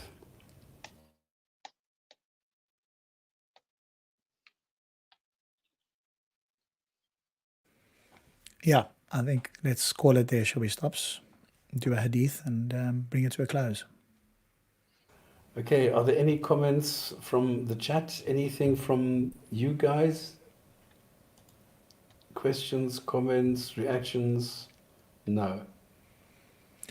No, I think it seems clear to me that at least reactionary hijab cannot establish how God knows that he's good, or indeed, I suppose from our point of view, more importantly, how we know or how a human could know that God is in fact perfect or good, or is objectively the moral standard arbiter. And that's why, Yuthra dilemma, or the way that the atheist portrayed it to hijab, just had him completely stumped. But it was because he made the claim that he has objective morality. If somebody comes along and say, hey, I take heed of what God says or Allah says, but I also use my own abilities, my reason, etc., and I might disagree, that would be a more rational position that could be justified. But then, of course, they lose the ability to claim objectivity, or indeed that God is the entire source, without begging the question. Because, of course, what reactionary also did was to beg the question, to say that, well, God gave us the ability to do this. And then obviously you have to establish that, and we can bring counterexamples where people do things. If we all have this ability, how do you explain people doing things that you think are evil and that they would consider good? How can you tell them that in fact that what they're doing is in fact evil or wrong or bad? And you see this, I see this in the comment as well, where people are saying, look, listen to your heart. That's exactly the good point that Thunder made. If you then it becomes arbitrary, because then if you can't distinguish your own God from any other God, especially when you copy stuff, then this is no longer an objective or whatever standard. This is you personally depending everything on your own yardstick. You are determining what is wrong, what is right, what is good, what is bad. It's your personal decision. And a fellow believer of the same faith can have a different yardstick if you're going to follow your heart. So you can both have different answers to the same question then. In detail. Which isn't, yes. Yeah, the golden shower rule, exactly. Okay, but it is a good question, I think. It's a very good question to ask. And apart from the Quran now having been shown to be unreliable, I think this is a very good second step to then go and say, well, listen, what actually are you using to determine what is good and bad? And this Yuthra dilemma is a very, very good, question or what do you want to call it, approach to use in this connection. Absolutely. All right. If there's nothing else, then thank you very much. We've gone 30 minutes over the time. Thank you very much. Let's just close with the hadith. It's from Bukhari 30, number 5654. And this is not Abu Huraira for a change, but Jabir Samura reported Allah's Messenger as saying, I recognize the stone in Mecca which used to pay me salutations before my advent as a prophet. And I recognize that even now. Say that again. I recognize the stone in Mecca which used to pay me salutations. So before he was a prophet, there was already a stone in Mecca which used to greet him before he was a prophet, and I still recognize that stone. Okay. No comment. No, I don't think there is a comment. All right, ladies, gents, and others, if anybody wants to go to the Discord Discord server and talk about some of the issues that we've had tonight, maybe there's a Muslim who has an answer and wants to try it. It's not going to be recorded, so you can't embarrass yourself. So if you want to come over to the Discord channel, please do so. Let me see if I can find this here. what you do is you go to Discord, then you go to the Gin and Tonic show, and you will recognize this by the logo that we have here on the top right. It looks the same way. And then you just go on voice after show chat or something, voice chat after show. I can't remember the exact wording. And then you can have a chat about whatever you want regarding Islam. Where's the link? I think Dave has left. He's already on Discord. Maybe he's already talking about it. So I don't have the... Oh, by the way, the link is in the description of the video. So it's very easy to find because I put it there. So it's oh, there, Rob has found it. Thank you. And I put it in the description, so it's very easy to find there as well. Thank you very much, people in the chat. And I see there were quite a few people there today. Very good to see. Thank you, Thunder. Thank you, Rob. Thank you, guys. Thank you very much. Good night. Good night.